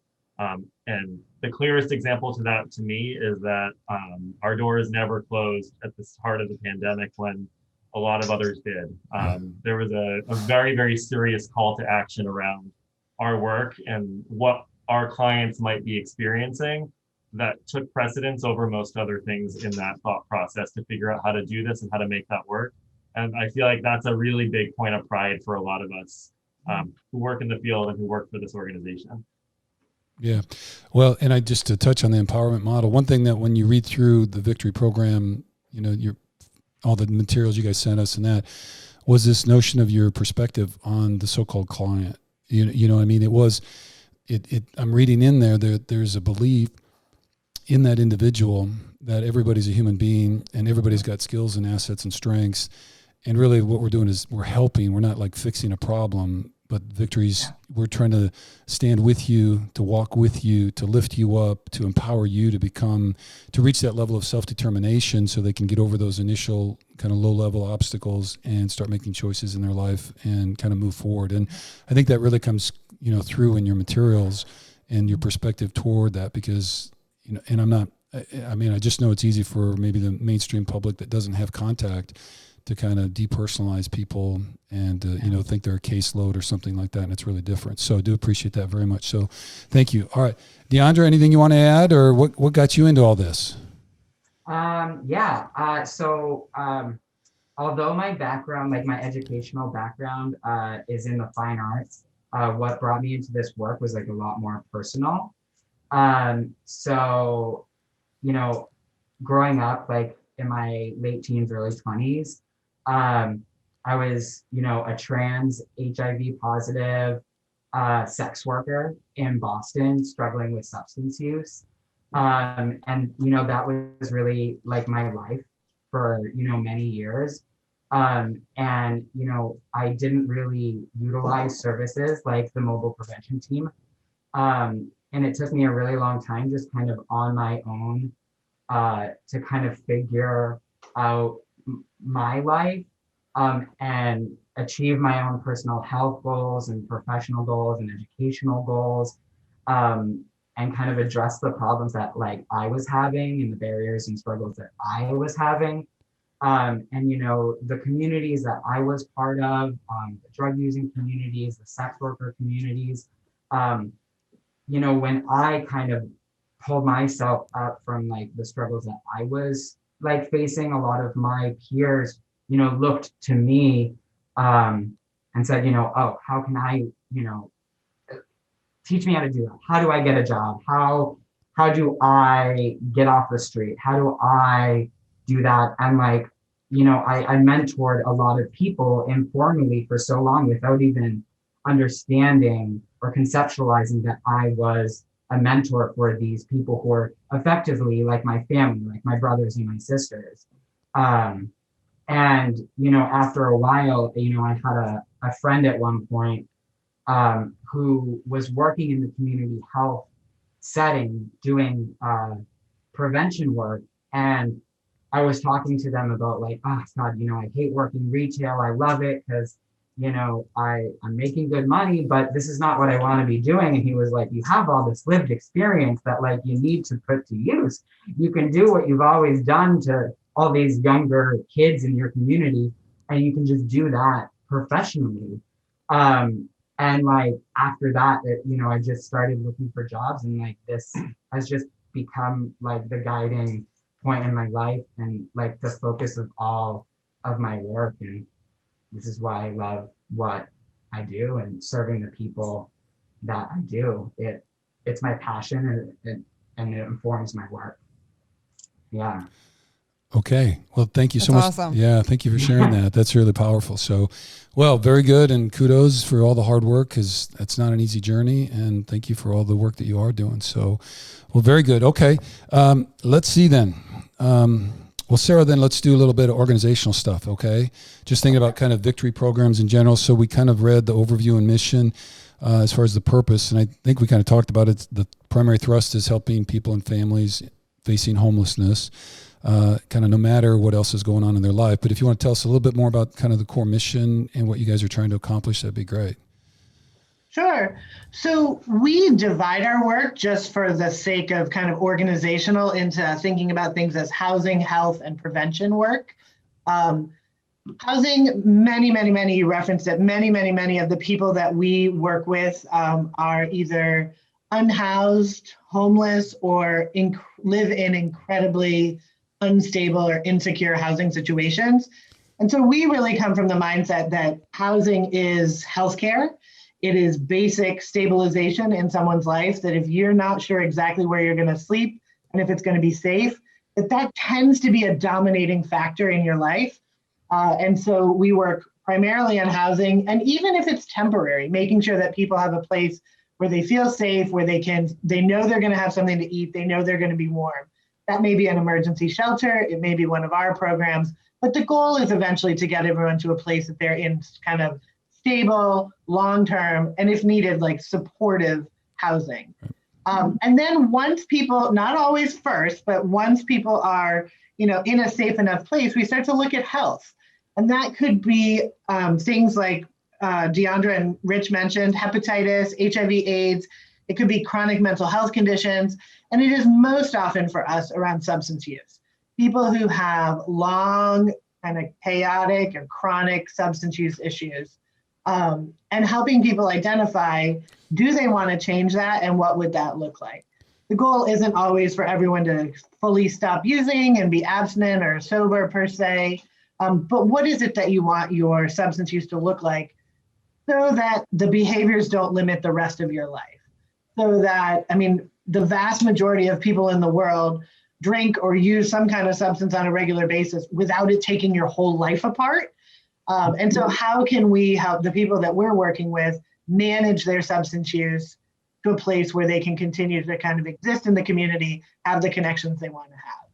We also look at all of our prevention work. And so I'm going to kind of highlight that quickly and let Rich and Deandra take the vast majority of that, which is looking at kind of primary, secondary, and tertiary prevention, really making sure that people aren't catching what they don't want to catch, to use language that I'm sure sends them into hyperspace, but how we keep people safe, whatever is happening in their lives.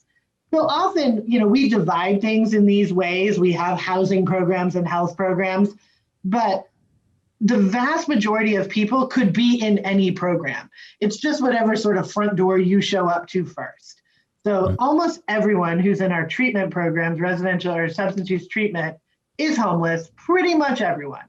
And the vast majority of people in our shelters also have some substance use going on.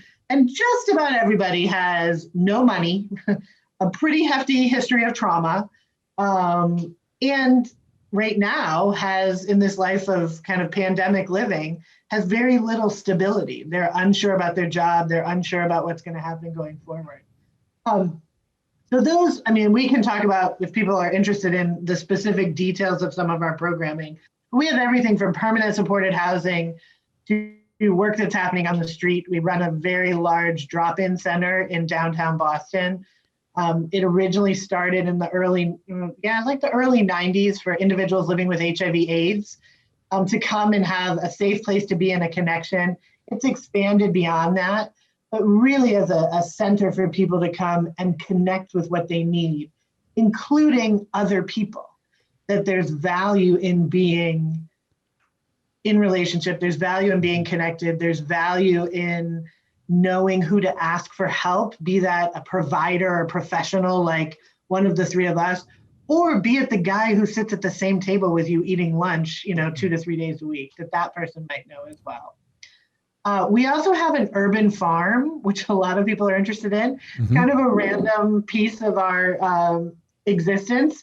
It came through a merger years ago, and it's next door to one of our homeless shelters. And it is a full functioning urban farm. And so we use it for a variety of purposes now. We grow everything you grow on an urban farm, and we sell very low cost produce into the community where the farm is located, looking at issues of food security or food injustice, and making sure that people in those areas have access to good, healthy, organic produce.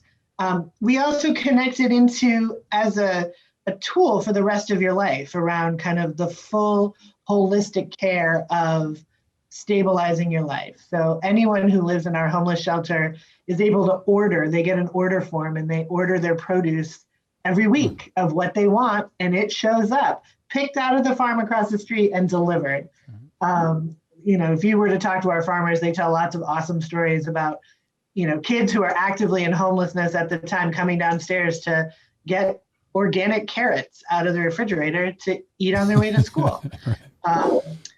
And so what that looks like. We also have people who in our other programs come and volunteer on the farm as part of learning to re-engage in community life, the value of physical activity, just being outside. It really is a great space to kind of do all of those things. So.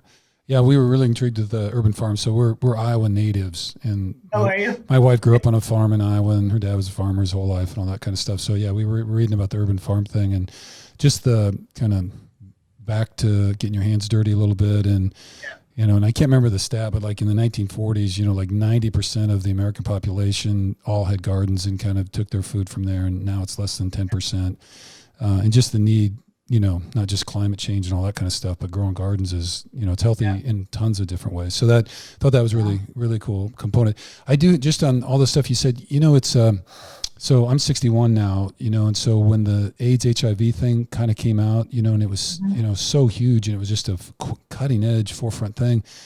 And then it just feels like, a decade or so, it kind of, whispered away in a way. And I'm just, that's my reality, and I'm just wondering, like, can you update us just kind of briefly? Cause like all your materials talk about AIDS and HIV and working with people in that setting.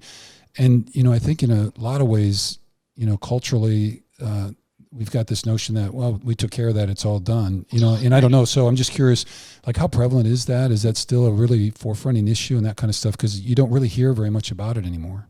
Yeah, maybe I can offer kind of one quick piece of it, and then Rich and DeAndre, if one of the two of you would like to follow up. So it definitely, obviously the AIDS epidemic looks differently today. It looks different today than it does in the early 90s. That being said, within the past, 2 years, Rich, we've started to see, depending on what community you're looking at, HIV numbers start to go in the incline again. I think the huge change has been medication, is that in the early 90s, HIV was considered a death sentence. Right. And quite quick of a death sentence at the time. And so now with with new medications, it is no longer necessarily considered that. People are they're living long lives. We run a group in one of our programs, the long-term survivors group. It's people who have been diagnosed for well over 25 years. They've been living with HIV and in some cases living with AIDS. And so just a quick story of some of our programs. So we originally had 2 transitional houses that were started as hospice programs for people with HIV. So people who were homeless, who didn't have any connections, could come into those programs and live and die with dignity. They wouldn't die on the streets. They would die surrounded by friends, surrounded by people who were caring for them and making sure that everything at the end of their life was okay. And what we found is that we no longer needed them. People were living longer. They were able to move into mainstream housing. They were healthy. They were cared for. And so we converted those programs into something new. That being said, there's still a significant number of people in the population we work with, homeless, substance use, chronic mental health, that are living with and unfortunately contracting HIV/AIDS. Rich and DeAndre, do you want to add to that anything? Yeah, absolutely. So I think, it is right, like in the general public's eye, like HIV and AIDS has kind of not been on the forefront in everyone's mind for like a very long time. Especially, with medications and people living longer. But for us, like, things like PEP and PrEP are a big focus. And even within getting people access to pre-exposure prophylaxis, which will prevent the acquisition of HIV, there are still parts of the community that have harder times getting access to things like that. So when you look at, say, the gay community, right, a large portion of white cisgender gay men have access and easily can get on PrEP. But others in the community, Latino, Black, gay, and trans men, have much lower availability and access, and also adherence to PrEP. So it's like those things that we are still kind of trying to like break down the barriers of and provide access to.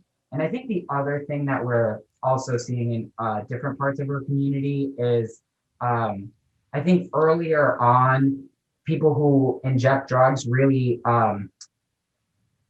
the transmission rates for people who inject drugs really plummeted really quickly because the answer for them was syringe access. And syringe access for people, syringe access happened really quickly following the HIV/AIDS epidemic. In some places. In some places, yes, she is correct. But and the knowledge also, spread that like if you're sharing a needle, you can contract HIV. So people knowing that knew that they should not be doing that. But over the last several years, we have seen a major increase in HIV transmission and infection among the community of people who inject drugs. And that is because of fentanyl. And because you're forced with fentanyl, you're forced to inject more often and use more needles. So people are more likely to inject and share needles. So those are the kind of other things. Yeah. Deanna, can you, I think you said the name of a drug in there, right? Can you say that again? Yeah. I didn't quite get. Fentanyl? Yeah, say that again. Fentanyl? Fentanyl. Okay, very Fentanyl. good. Yeah. It's like it's an opioid and it's powerful. It lasts a lot shorter than heroin. It lasts for about like an hour and a half, maybe 2 hours. So, people who are trying to maintain a high have to inject several times a day. Okay. And that means if they're not trying to reuse syringes, they're more likely to share syringes once they run out. Okay. Which increases the likelihood that they will contract something. Okay. That's really helpful. Thank you. Rich, what do you got? Anything else you want to add? Just kind of on the epidemiological side of things in terms of like, I do agree that I think what Jandra was just focusing on is kind of this new wave HIV epidemic that's impacting a population that is already heavily stigmatized and disconnected from those types of systems in general. And I think Massachusetts, generally speaking, does a pretty good job of identifying, being aware, and then responding. We have a really robust infrastructure. Our Department of Public Health has really embraced and accepted harm reduction as kind of the way forward of being an empowering model about, and actually being evidence-based in reducing transmission, reducing overdoses. But I think that because of that, we are also more acutely aware of when issues come up in our state because we have great public health infrastructure. I think that can't be said nationally in terms of our ability to look at these express populations who are at higher risk. So I would venture to say that in the same way that I look at things around hepatitis C and other chronic conditions that predominantly impact marginalized populations, that we're more aware of our problems and can respond to it. I would be willing to bet, and I can tell you because you can look at the data and see that there's a lot of these wildfires that exist within these populations across the country, but that are heavily, heavily underreported because of the populations of people that they impact. Got it. Okay. Yeah. Well, there's a lot. Okay. Aren't they just the smartest? They are the smartest people I know with. Pretty good. Well, then let's kind of unpack. So thank you guys for sharing all that. What is the mobile prevention team? And on your website and then the information that we got, it says a harm reduction approach. Can you guys kind of talk about what the program is and then what that means and what you guys do within it? Sure. The mobile prevention team is a really interesting story because it has expanded dramatically over the past 4 years. So it had existed for about a year or so prior to Deandra and I actually started about 1 week apart from each other. Which, how long ago was that? But, how long have you guys worked? 2016. Just about 4 years. We're about a couple weeks shy of 4 years. I think the first week of November is our 4th year here. And really, the program kind of started in response to this idea of we need more education in a lot of the recovery programs and in the housing programs around infectious disease, around overdose prevention. And it started off predominantly from that education model within recovery settings. And from there, it kind of just grew with exponential force. And some places it grew intentionally, and some were in response to things. For example, COVID-19 massively scaled up our outreach and our syringe program just by nature of what we had to do with our work. But I think our history is kind of looking at issues that affect people and looking at the skills and expertise that we have and that we could develop, and figuring out innovative ways to reach the people that all of these other systems weren't reaching.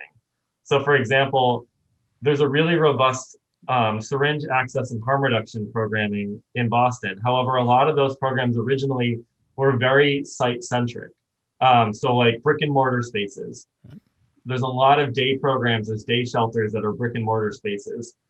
Our team is inherently designed to be working in all of those touch points and all of those spaces, so that you have someone that you can see out on the street. That same face is also going to be the person who's in that day shelter program that you can trust in both of those, both in a program and out on the street. But I mean, in terms of our growth, we started off, like I said, sorry, I went on a tangent. But we started off doing predominantly doing health education. And from there, we grew to being an HIV, hepatitis C, and STI testing program. So again, thinking about where we can provide testing where people aren't necessarily going to be accessing it. A lot of people are comfortable going to a health center or hospital to get testing. There's also a very large group of people who are not, because they've been disenfranchised in one way or another from the healthcare system. Right. Those are the people that we prioritize and that we structure our program around meeting and finding ways for them to reach us. Same thing goes with our outreach program. It started off relatively small, and then we came to realize there's a lot of people that are not going to step foot into a building. We need to figure out a way to take harm reduction and operationalize it, and literally go out on the street and figure out what I can do for this person on the street to kind of build up that relationship with them that makes them feel comfortable that, all right, well, now we've reached this point that maybe you might actually be interested because you trust me to come get that hepatitis C that you've been worried about tested and taken care of. Right. So can I just... Well, the most recent addition was our syringe service programming, which we started about a year ago. And like I had mentioned before, we went from the first couple months where we didn't really know what we were doing yet. We had a lot of people in the community who we know did this. We figured it out, but we went from providing like maybe around 1,000 syringes over the course of 6 months to, when COVID hit, 20,000 syringes distributed and around 16,000 collected off the streets in just a 4-month period of when COVID had first hit. So That's an example of where flexibility and adaptation wasn't necessarily our choice. We were kind of thrust into that by a pandemic, but again, it's us thinking about what is our role in the community and how do we reach those people who are the most disconnected from those services, who are the most affected by their marginalization. Yeah. Well, I just wanted to ask, like when I heard about the mobile prevention team, I'm envisioning some kind of giant like SWAT truck, Ghostbustery, yeah, or something. So, like, is there a truck that actually drives? We have a van, which actually. So we got to get a picture of the van. You got to send me a picture. You got to send a picture. We will, because the van, honestly, we designed ourselves. Like there was no model for this. Right. We were told there's grant money to fund a van. I was originally proposed the idea of getting an RV, and I slammed that down really quick because we can barely drive a van around. You can barely drive, like, I can barely drive my Jetta around the city of Boston, let alone an RV, and try to stay low profile, because it should be no secret to anyone who's listening, people in Boston suck at driving. Okay. So can I tell a backstory where, Rich starts the prevention team story from when they joined the team. Where we originally started kind of before that was as a pilot project around preventing overdoses. And so making sure that we were getting this drug that's called naloxone, which is a drug that reverses an overdose making sure we were getting that into the hands of people who need it. Many people know it by the brand name Narcan. And we pitched, Victory Programs pitched that, yeah, you've got to get it on the streets. We know that to people who are actively using on the streets. But you also have to get this into treatment programs, because we all know that relapse is part of the recovery process. And so the idea that, oh, you're in treatment, everything will be fine. People coming out of treatment, particularly when it's for an opioid like a heroin or something like that, are much more likely to relapse. And so how do we get that naloxone into their hands?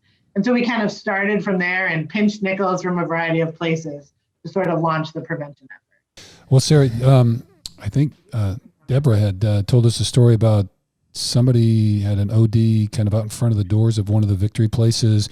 And then so one of the, and I don't know if it was you or somebody, a staff member of yours, came outside and they were trying to do immediate kind of first aid. Then they diagnosed, and I think then like a street related, I don't know what, but somebody on the street came running up, and she had one of those, whatever, the overdose things. So they administered that one, and they felt like they needed one more. And the person turns to the staff person, not knowing they worked at Victory, and goes, "Hey, that's Victory Programs. They'll have some in there. Go in there and get some more." And so staff person. Yeah, it was me. I was digging through my purse to kind of find more. And she looked over my shoulder and saw we have a big sign. And we're in a kind of rough neighborhood where our administrative building is. Yeah. And of course, in the moment, I had this really weird reaction, which is one, sort of as being a first responder and wanting this person to get the help they need and this and that. And then quick, when she said that, I transitioned into being kind of the leader of an organization. I went, oh, I'm so proud that you know us. And, you know, I kind of had to remind myself, oh, wait, there's still a blue person laying on the ground. I have to deal with this.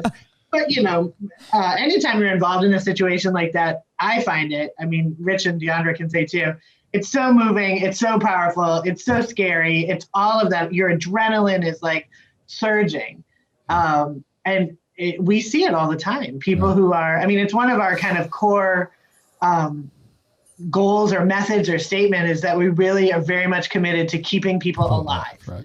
And in times that really means bringing people back because of the overdose numbers are really high. I mean, in Boston, people who are homeless are 3 times more likely to die, and 10 times more likely, or people living in shelters are 3 times more likely to die, and people living in 10 times more likely than the general population. Right. I didn't explain that very well, but the mortality rates for people who are housed or unhoused is shockingly higher. And if you add substance use to that, it's like crazy. Yeah. Well, let me then, Sarah, you know, one of the things, you guys sent me some talking points, and I guess they're kind of new, but I just wanted to, you don't have to do too much with them because we're kind of in the harm reduction approach, which I think you guys are explaining. But you guys had 4 kind of what you guys described as goals and methods. And I just wanted to offer these if you wanted to say something while they're kind of redoing the camera. But point 1 was keeping people alive. 2 was serving the person. 3 was strengthening the spirit. And 4th then was engaging the public. So it's, but you know, and I thought that was kind of I think it really supplements what you're saying right now is like, number 1, right? You can't help people if they're dead. Right. And so, you know, number 1 is like that acute intervention, prevention of people dying. And so there's that piece. And then though the others 2 are kind of a philosophical statement about what we were talking about earlier, about your belief in the person, serving the person and strengthening the spirit. So just anyway, if you want to add anything there while we're waiting for them to get set. Yeah, definitely. I mean, I think, you know, the idea of strengthening the spirit, we spend a good amount of time talking about dignity and fighting the idea of stigma when it comes to almost anything that the people we work with are dealing with, particularly substance use, but homelessness, mental health. I mean, we all know that so much of that can come with stigma and how internalized that can become for people. And so we see a lot of people who come and ask for help that basically are thinking like, geez, I don't even know if I deserve help because of the decisions I've made. And it's one of my favorite parts about the work that I get to do or we get to do is working with people to reframe that story for themselves, to kind of reclaim their own dignity and to tell a new story. And so, you know, for a long time now, I've taken great kind of pleasure in having a conversation with someone where you'll say, okay, so the skill that it takes to wake up every morning and figure out where you're going to get something to eat, how you're going to be safe, how you're going to, get everything you need in terms of drugs to stay alive that day because you're in the thick of it. That takes a wild amount of organization, of business savvy, of persistence. If we change that, instead of saying like, oh, you're a strung out bum, and we say, this is one of the finest business people I know. Right. And to watch someone's eyes kind of light up, you think, it never gets old. Yeah. But how you help people kind of reframe their own narrative is the beginning of that strengthening the spirit, is the beginning of taking all of that stuff that has sort of been loaded on top of already a super challenging problem and starting to peel that away a little is where you start to see people really embrace their own change process, their own future. And that's where like the inspiration for those of us who do this work comes from, is in those moments where you go, oh, they've got it and they're going to be okay. Yeah. There's a great, I don't know if you've seen it. There's a great book called Personality is Not Permanent. And I'm totally blanking on the author right now. But the whole piece about that is looking at trauma situations in people's lives, and for how long we've said, well, people are just people and their story is their story. But the reason the story has its power over us is because the meaning and interpretation we've given that story. And the book is really written around sex abuse victims, from childhood, but it's going back and redefining and retelling the narrative around those stories.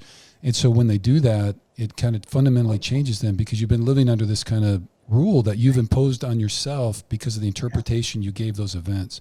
And when we can go back, just like you said, so instead of, I'm a drug user, well, no, in fact, you've built some skill sets. You have some skill sets. They're not all being used in a pro-social manner. Right. But they could be. And so you do have some things.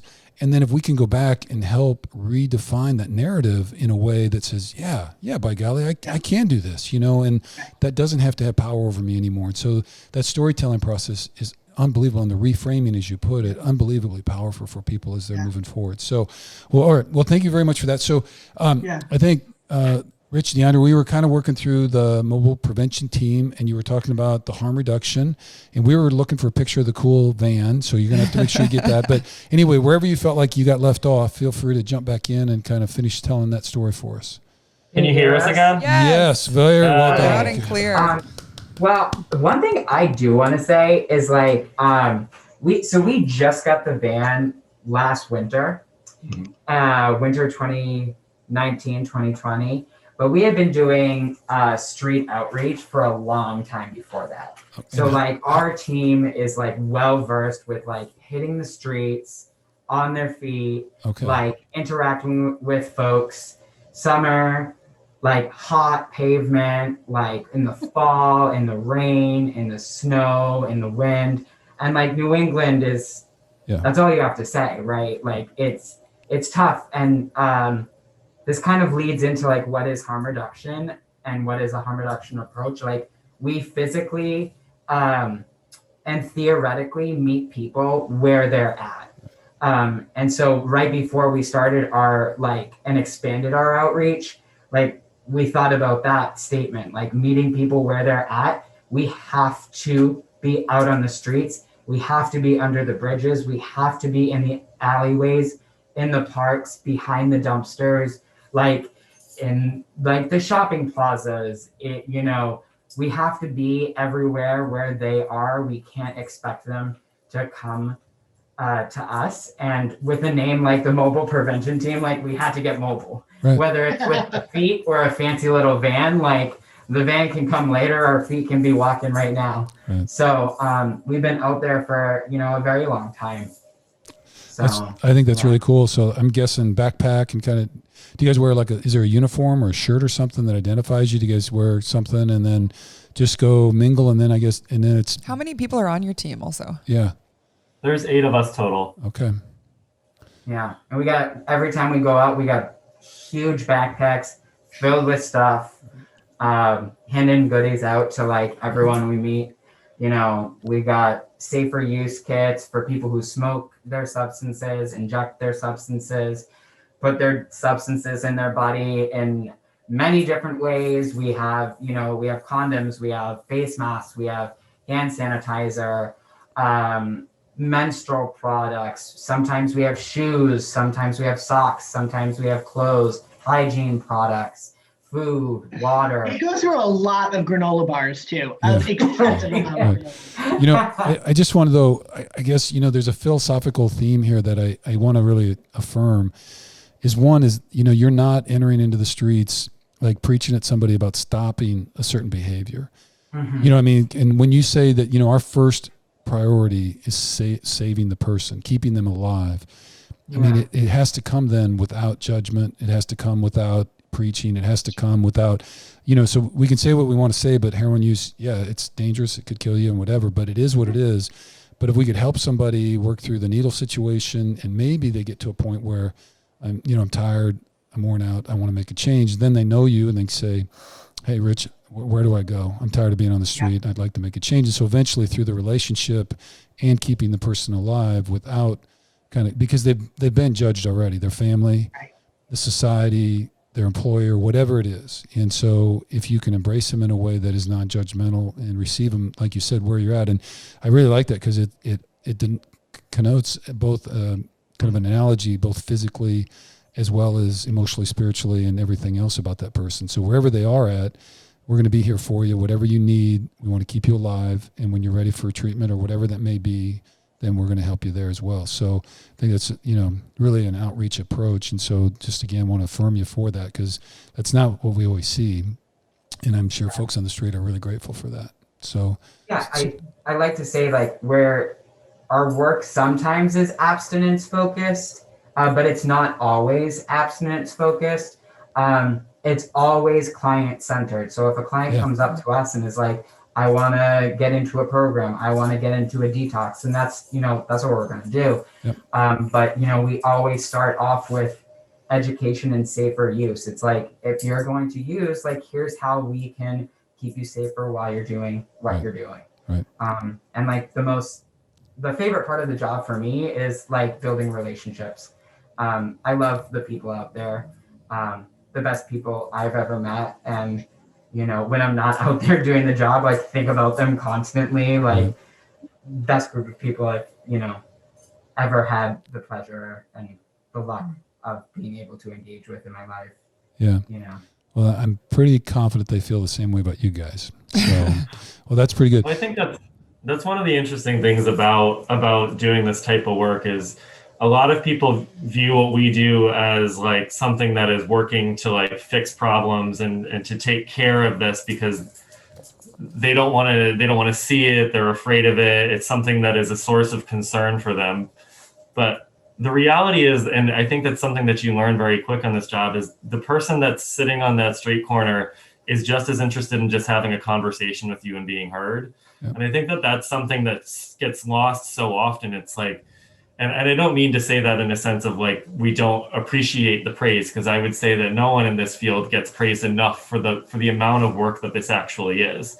No one in this world gets paid the way that they should. And I say that, and I know Sarah would agree with it, of just like, it's not valued in the way that human services should be. However, on that same note, it's just like having the conversations and getting to know people on the street makes all the difference in our ability to do this work. And it's the reason why we continue to do it, because that person's not that different from everyone else. You said it at the beginning. Yeah. It's they've got basic needs that aren't being met by a variety of structural inequities that's they're facing. But at the end of the day, you can still sit there and talk to them, and they're going to have the same conversation with you as someone else. Yeah. Well, let me, just because you mentioned structural inequities. And so, one of the things, so just kind of, we've been talking about the micro here, the implementation in the street, work that you're doing. How about, and Sarah or whoever, just, what are the kind of inequities or structural systemic things that you guys run up against all the time that impact your client base? Yeah, I can start a little bit. I mean, the main issue for many, many, many of the people we're looking at, what they're looking to overcome is extreme poverty. And people are looking to re-engage back into a community where it's really hard to survive at that level of lack, at that level of scarcity without those resources. I see all the time, we talk a lot, and there's a lot of talk about affordable housing and building a lot, the push for affordable housing. And when you dig down and you look at what that affordable housing is, that is often for our staff. That's for people who are in a family of two that are making under $70,000. That's who's moving into affordable housing in a city like Boston. Right. So that's not where the people we're working with as a client, quote unquote, are going to go. We're looking at, supported subsidized housing and what that means. I think there's also, we've seen this more and more now, it's become much more of a prominent conversation of late around the systemic racism that is linked to the drug use, the treatment of drug use, the housing situations, any of the issues that we're any of the disparities that we're talking about in terms of health has a racial component to it too. I spent a lot of time talking to people who have been substance users for 30, 40 years, and they talk about the difference in what happened in the 90s when there was the crack epidemic versus what's happening now with the opioid epidemic. I don't imagine that we ever saw, I don't remember off the top of my head, but I don't remember we ever saw the president at the time stand up and pledge money to end that epidemic, whereas what we see now. That being said, I'm glad we are where we are now, but we don't want to lose that history of paying attention to it. I think another kind of going, let me just extrapolate that a little bit, right? So what I'm getting, and because I think there's a nuance in there that might get overlooked. So 90s war on drugs, it was criminalized heavily and prosecuted and long-term convictions and sentences. And the predominant usage, not exclusive, and so I'm not trying to overly simplify, but were Black Americans. Yep. And within that context, the response from the government was extremely harsh and people put away for a long time. Now we're in this opioid, kind of addiction issue, which is a lot more with people with resources and or, white mainstream Americans. Yep. And the response has not been decriminalized in the same context. Obviously illegal use is all that, but it's, still available prescription and all that. And the response has been really different. And I hear what you're saying is that from a systems approach, we prefer not to criminalize all the drug use, for those issues. But at the same time, there's a historical difference about the way we treated, who the users were versus Black versus white. And that is part of our history. It's part of our history, and I think it influences where we are today in terms of who's seeking treatment and how they're seeking treatment and what the disparities in various communities or racial groups looks like now in terms of treatment. So I would say it's definitely a big piece of an underlying systemic cause of the situation we're looking at now.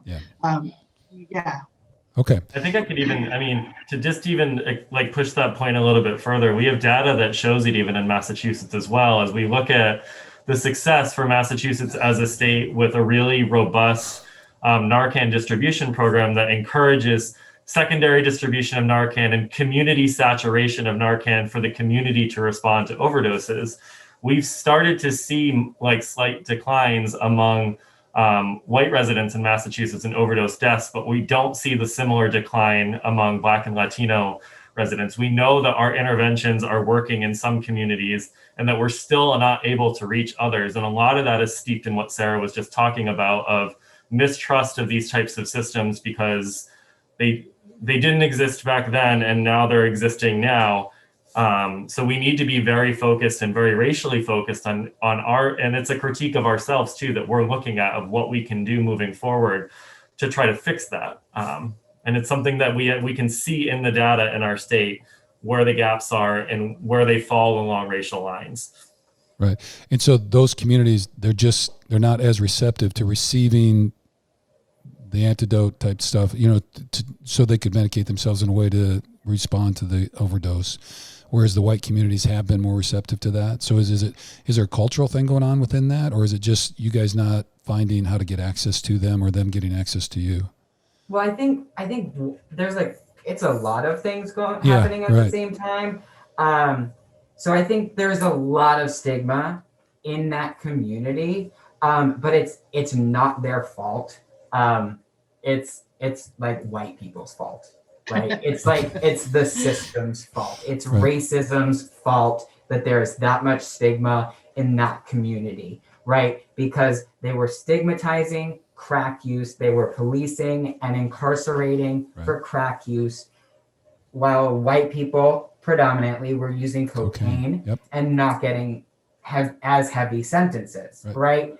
And so while Black people in the 80s and the 90s were experiencing that and receiving no sympathy when young Black men were dying from the drug war, were being incarcerated from the drug war, Black families received no sympathy, like, I'm so sorry. The reaction was, okay, yeah, that's what happened. And then flash forward to 2010, 2015, you have these white suburban families who lost a son to overdose. He's too young, and they garner all the sympathy.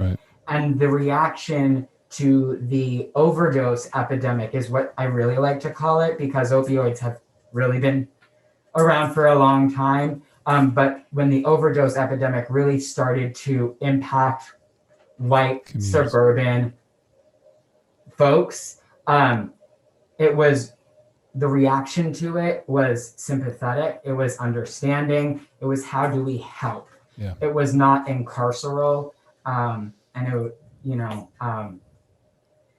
so they have a right to be angry, and they have a right to be suspicious about, public health assistance. And it boils back down to a very textbook example of social determinants health, and you push it further into the context of structural and institutions and the way that they were designed and the way in which they don't serve people, or they intentionally serve certain people. I think it's just a very clear example of years of that system in place and systems being designed to resolve one problem in one way and not talking to the rest of the people in the room who might also be experiencing something similar. Right. So, and you guys are working at a bunch of different levels to try to address some of those issues on the street as well. And then, so is Victory involved in some policy implementation and or advocacy? Or you guys, is that an aspect of your programming, Sarah? It is. So we do it at a variety of different levels. Rich, do you want to talk about what hepatitis C and the piece that we're doing there? So we staff or run the Massachusetts Viral Hepatitis Coalition. Nope, that's wrong. What's it called? That's the old name. And Hep C Massachusetts. Oh, it's much hipper now. See, who knew? Cool. All right. Go ahead, Rich. We didn't want another acronym. Oh, okay.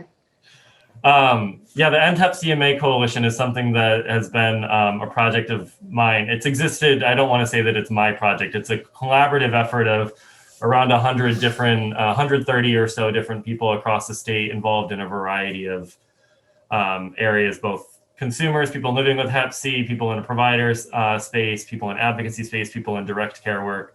And really the goal there is to shed light on the hepatitis C epidemic, which is often called the silent killer, because it's something that people know next to nothing about, but it affects a very, very sizable percentage of people in the United States. There's 250,000 cases of hepatitis C in Massachusetts alone. It's something that our data is really poor for, but it's also something that a lot of folks, specifically the folks that we serve, are living with. It's disproportionately impacts populations of people who inject drugs. So one of our goals with this coalition is building infrastructure awareness and prevention networks and advocating at the state level around prevention and around getting the types of programming that we need to actually address the epidemic. And then similarly, we were a part of initiative around legislative advocacy as it relates to harm reduction funding. And I don't know if, Sarah, you want to talk about some of the actual initiatives we've signed on to. Right, and we do a lot of policy work around supportive housing. Lately, we've been consumed by COVID like so many other places. And so advocating for what it looks like to sustain the safety net, if we consider Victory programs part of a safety net for people who are already slipping through the cracks, how do you sustain that going forward? How do you make sure that these systems continue to exist when we emerge out of this pandemic. We've all talked about seeing the increase in substance use and heard stories of people being unemployed and losing their housing. I think I heard on the radio this morning it was 60 million people who were behind on their rent or their mortgage as of right now. Yeah. And so how do you make sure that the safety net doesn't crumble along with everything else? So we've done some policy work and advocacy around that, both at the state level, which for right now backs back up to the federal level as well. Yeah. Well, I'll just say, because in our conversations, we've had a couple different kind of food insecurity, shelter type places and that. And to all of them have talked about through COVID, within 3 months, doubling the number of meals that they were providing. And really the one that really, they take what demographics they can, but over 60% of that population were first-time users of those services. Yeah. And then we talked about how fragile some, the existence is. But that's what COVID did. It pushed a lot of people into that edge, and there's a lot of folks still on that edge, trying to avoid that whole piece. So, well, then just looking then, so let's, what can people do to help? So you guys are out there in the front lines and doing all that kind of stuff. So I guess the two prongs are, to the systemic, issues, if there's anything you would encourage people to think or do, and then just specifically with victory programs, obviously volunteering potentially and or donating money, but if there are things, there's a checklist or whatever, please inform us. What gives people hope, and where can we go from here? What do you want them to do? Our model and our philosophy, particularly as it comes to dignity, strengthening people's spirits, hope, we see hope as a very tangible thing for people. People could internalize that, like fight your own stigma in some ways. Rich talked about seeing that person on the street corner. And, a lot of people ask me all the time, do I give them money? Do I don't give them money? I don't care what you do. That's your own personal decision. But what I do feel strongly is how you think about that person. And, we all like to reference, it's someone's mother, father, daughter, this. Yes, but they're also just a human being. And so you don't have to fully engage necessarily, but I would challenge you to reconsider how you think about it. And that the person is so much more than a problem, so much more than someone who's made poor choices, but that in itself, there is something about, if not by the grace of God, there go I. There's also that as long as we have members of our community, our society that are living like that, we're all worse off. How can you kind of stop and think about how you view that aspect of the world? That being said, what we do is expensive. We are really committed, the role that I sit in. Obviously, we've talked a lot about clients. We have about 240 people who work at Victory Programs. And part of what drives me is making sure that as much as possible, those people are in, equitable jobs, that people are able to make a living and sustain themselves doing this kind of work. Right. You could roll up to a large, bank and probably make different money, but that's not what we're choosing to do. And so how do we make sure that as an organization, we are modeling for our employees what we're asking them to model for clients? And that's expensive. And so if people want to, support our work financially, we will absolutely be grateful for it and take it. There's also a lot of things that we use. I made a joke about Rich and Deandra and their granola bars, but every time I go, they've taken over a conference room in the building I work in. The first thing I see is I'm like, what is going on with all of this snack food in here? And it is somewhat the language of COVID. I mean, Rich, I've used your example early on in this. You and I were in a meeting together and you referenced that you had eaten all of your COVID snacks in the first weekend. And so that's true for everyone we work with too. Everybody needs more snacks. Right. And so we have on our wish list somewhere, which we can get to you and post, that, these are the things that are really helpful right now. We're about to roll into winter. One of the things I use all the time is winter. I carry giant boxes of gloves in my car because I give them out at the corner. And, you see people who are standing there doing whatever's happening, and a pair of gloves just makes a huge difference. It's something now, even now, as we roll up, and if my children are in the back seat, they'll quick turn around and say, "Oh, get the gloves," to kind of pass out at the window. So I would encourage people to either do something like that or send us the gloves and we'll do it. Okay. Well, and even because we're in California right now, so the weather is a little bit different. We have a different situation where we are. I mean, and even in Nashville. So we live in Nashville and then are back and forth between there and California, but just a very different situation. Exactly. Although it's still, cold. It's not life-threatening the way New England is, though. It's not the same because, like I said, our roots are from Iowa, so we've been in the 20 below, blah, blah, blah, all that stuff forever. So we've been through that. We work really hard to make sure that when people do make that transition to stability, it's a great moment when you're able to give someone their house keys for the first time. And it can be a tiny single-room occupancy place that you think, my gosh, this is, bigger than some master bathrooms. But as people move into that, making sure that people have what they need and the stuff that, all of us were probably lucky enough that someone took us to Target or IKEA and spent a ridiculous amount of money buying us cookie sheets and pillowcases and things like that. But we like to set people up with their welcome home basket of here's the silverware and here are the light bulbs and here's what it takes to live in a house, because all of that is really, it's hard to come by if you're living kind of nickel to nickel. So. Yeah, very much so. Okay, then, so you guys are going to send us some links. So there's donation opportunities there. There'll be a wish list of stuff that people could purchase and send to you guys, and or if they're interested in volunteering or doing other pieces. Rich, DeAndre, anything else that you'd advocate for or encourage people to do? And I really appreciate the one, doesn't cost any money, just to maybe challenge your thinking about, when you see somebody on the corner, what are you thinking about it? And just maybe, because one of the pieces that you've said, and I think is really consistent, this last week we did mental health issues and suicide prevention. And one of the things that resoundingly came up was the pain and stigma of mental health issues.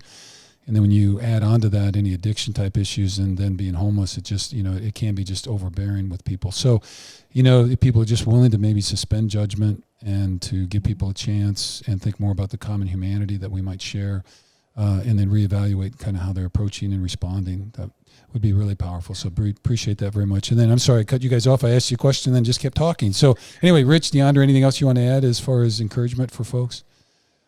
I think DeAndre and I are going to be universal in this one of carrying Narcan if you can. Knowing where you can get it. In Massachusetts, you can get it from any pharmacy. I know that's different state by state, but you never know when you're going to encounter someone who might need it, or you never know when you may need to pass it off to someone who might be in a close circle with someone who's going to need it. So it is a life-saving intervention. It is very easy to use. So I would at least, I know your listenership is pretty broad, but thinking about doing a simple Google search of your state of where you can find it, and if you're able to access it from there. But it saves a lot of lives when it's in the community. Okay. That's awesome. So maybe make sure you send something like that to us with the notes or whatever, and we'll do what we can to kind of make that as easy for people as possible. All right. And DeAndre, don't want to leave you out. Anything else? And just I want to back that. Okay. I figured.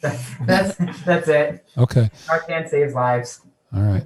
Well, very good. Well, okay. Well, we've really enjoyed this. Thank you very much, kind of the education and just getting to know you guys and what you guys do. So any final words for us? We kind of covered the waterfront here, and really, really appreciate all the work you do and the intervention and all the efforts and your gracious hearts and everything that you do and putting yourself out there. So thank you very much for that. And Sarah, you're the executive director. Any final, any last words or anything?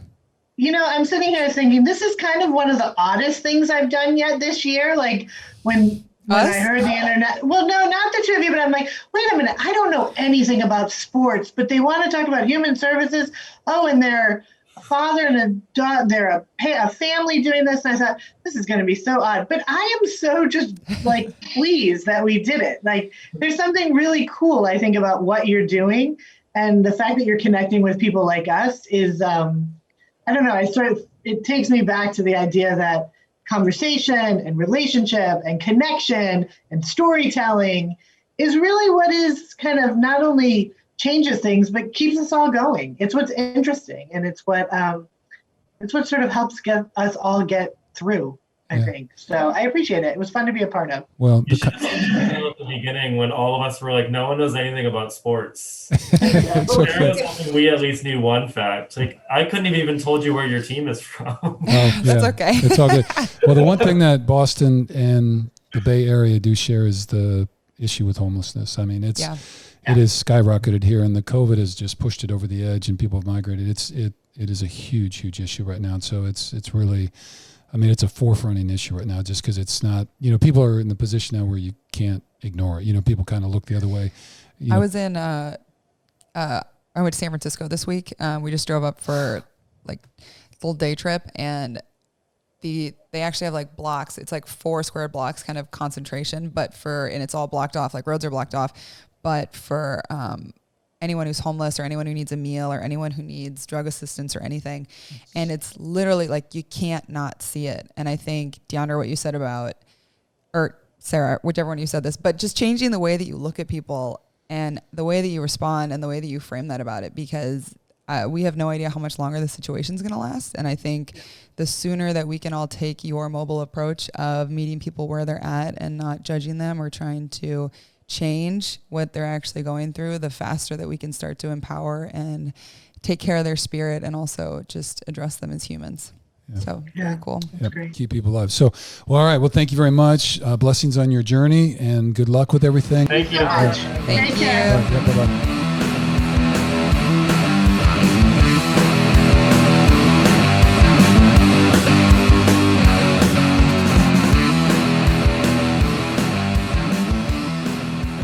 So we are on to our mindful minute. This is stage 6 of the 8 stages of the mindful athlete. And this one is clear vision. When one has developed awareness and has learned to calm the mind through the practice of controlled breath, and the body has connected to mind and spirit, the wisdom generated in the compassionate heart leads to clear vision. This is a twofold ability. First, it is the ability to assess and evaluate accurately situations that arise in one's life without drama, elaborate story, or artificial spin.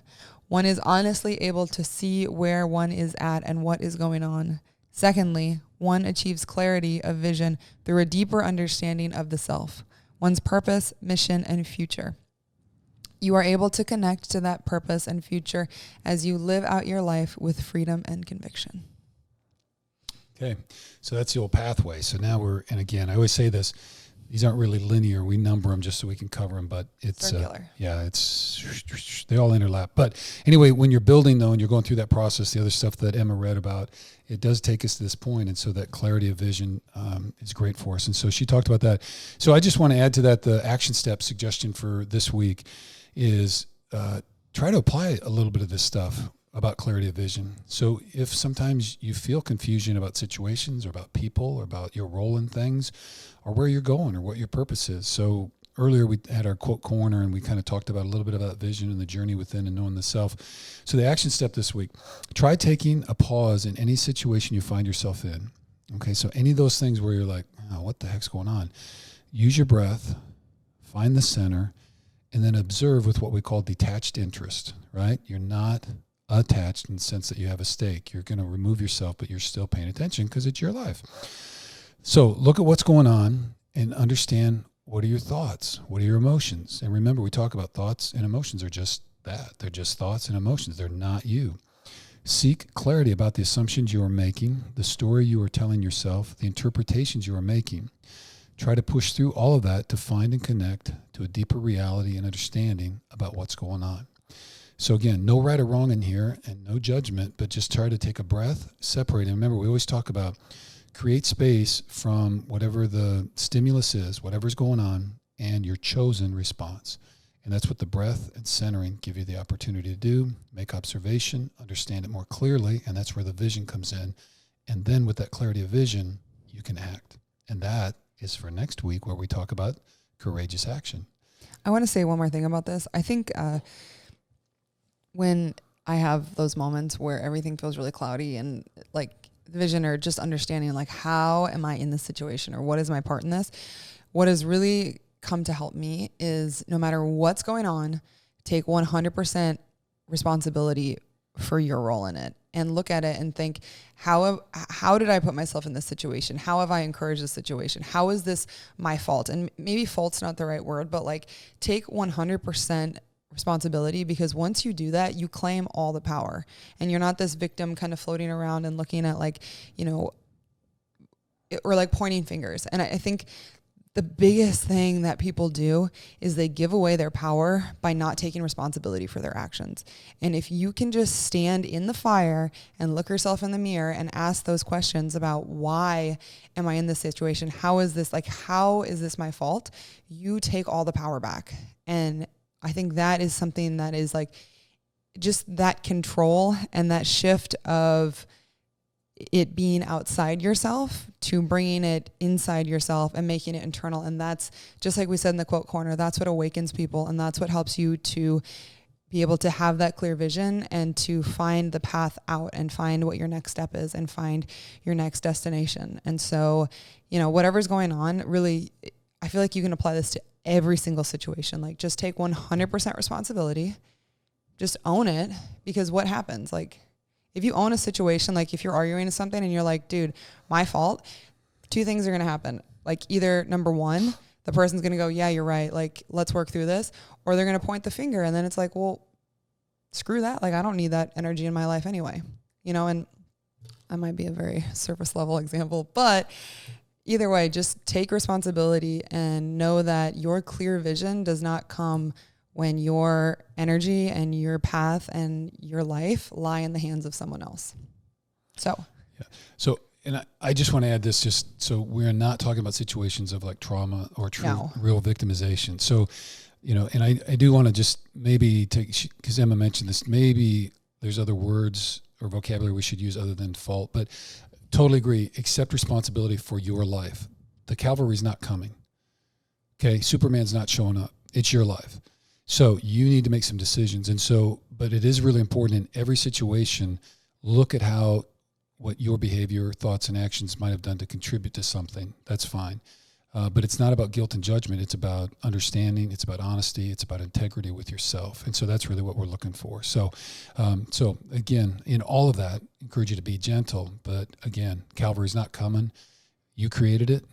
We got to fix it and move on and create the future we want through our vision. So there you go. And the fabulous thing is that there are so many organizations and so many people who have dedicated their life to helping people, to helping, like if you're in a situation that you need help in, like we've already covered 7 different organizations who help people in different ways that need assistance, you know, and yeah, we're going to continue to do that. And so just know that like whatever situation you're in, like if you're listening to this, there are people who are there who have dedicated their life to service to be there for you.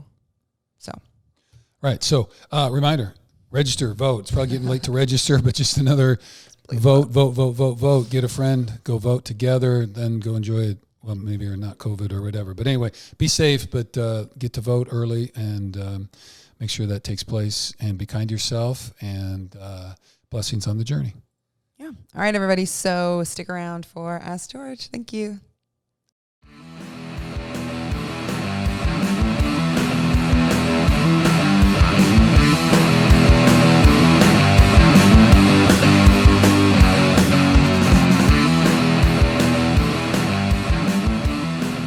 All right, Hidden Pearl podcast fans, we have another special appearance from the one, the only, Letty Set Go. Miss Claire Kittle, everyone, in the house. Ow, ow, ow. Kiki, thank you for being here. We had a bunch of George and Claire questions, so we're going to tackle those at the end. So real quick, let's get some Ask George questions up. Also, y'all, no one is anywhere close on the number.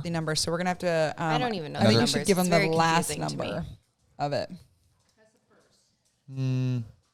Okay. Yeah, no, I know what it is. Okay. All right. First question is from Daniel Hernandez. Favorite go-to post-victory snack? So I'm asking both of you. Oh. So it kind of depends if it's a night game or an afternoon game. Because if it's an afternoon game, then I really have an appetite because I do that weird thing where I like puke before games. And so I don't eat all day. Just dive right in. Yeah, Talk I just about dive. that. I'm George diving right is in. shredded after a football game. Claire and I were talking about this. I lose like today. 10 pounds a game. And so, because I don't have anything in my stomach. And so if it's a day game, I usually can't eat right after a game, so I have to wait a couple hours.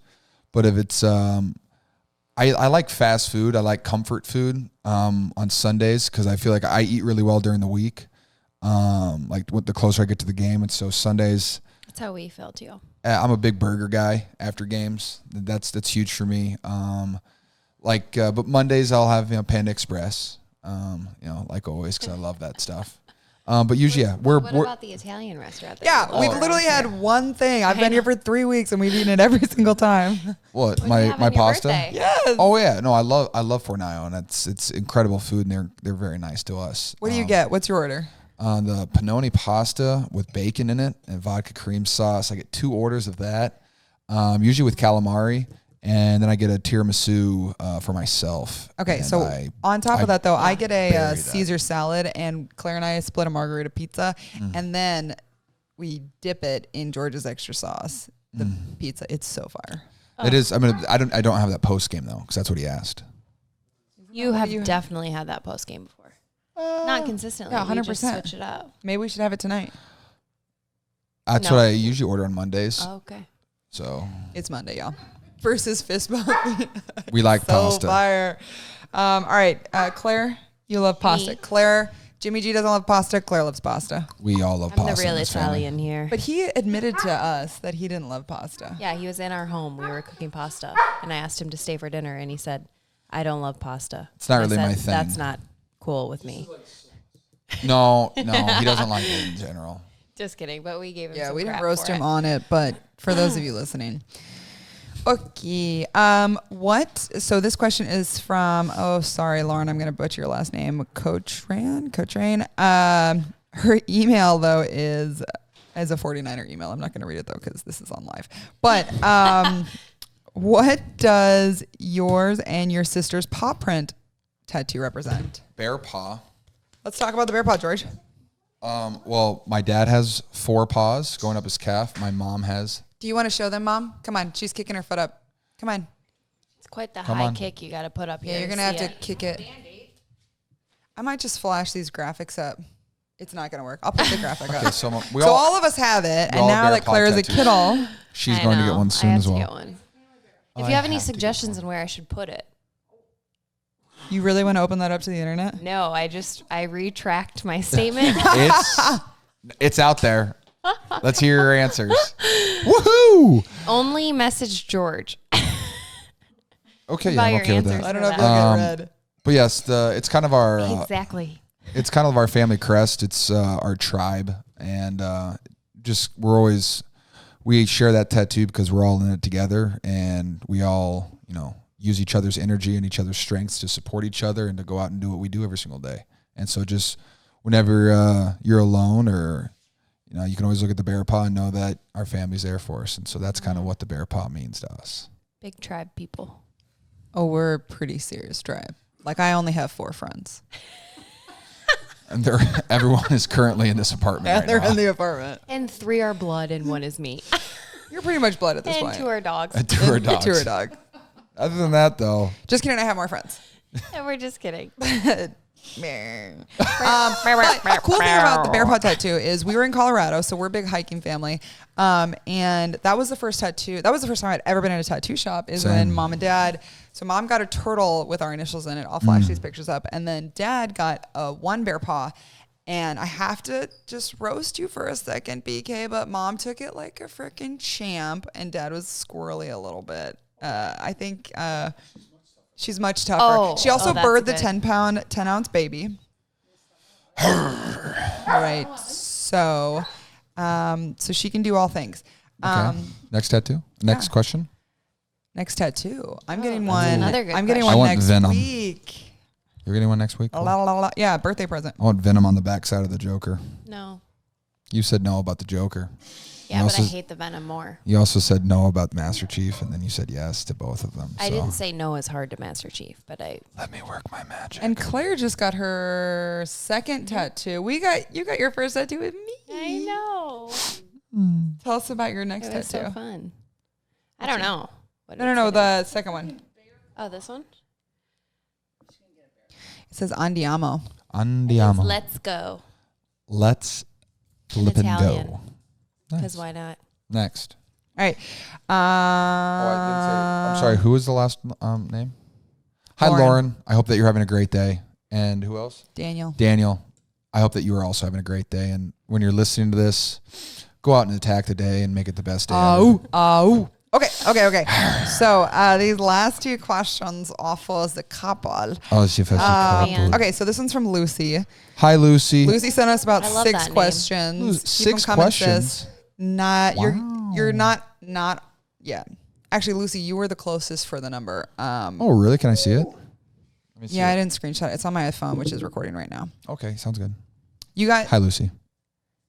first. No, I can't don't- remember what don't- it is. don't say I can't anything. remember what it is. Okay, anyway. So first question is a hot dog a sandwich?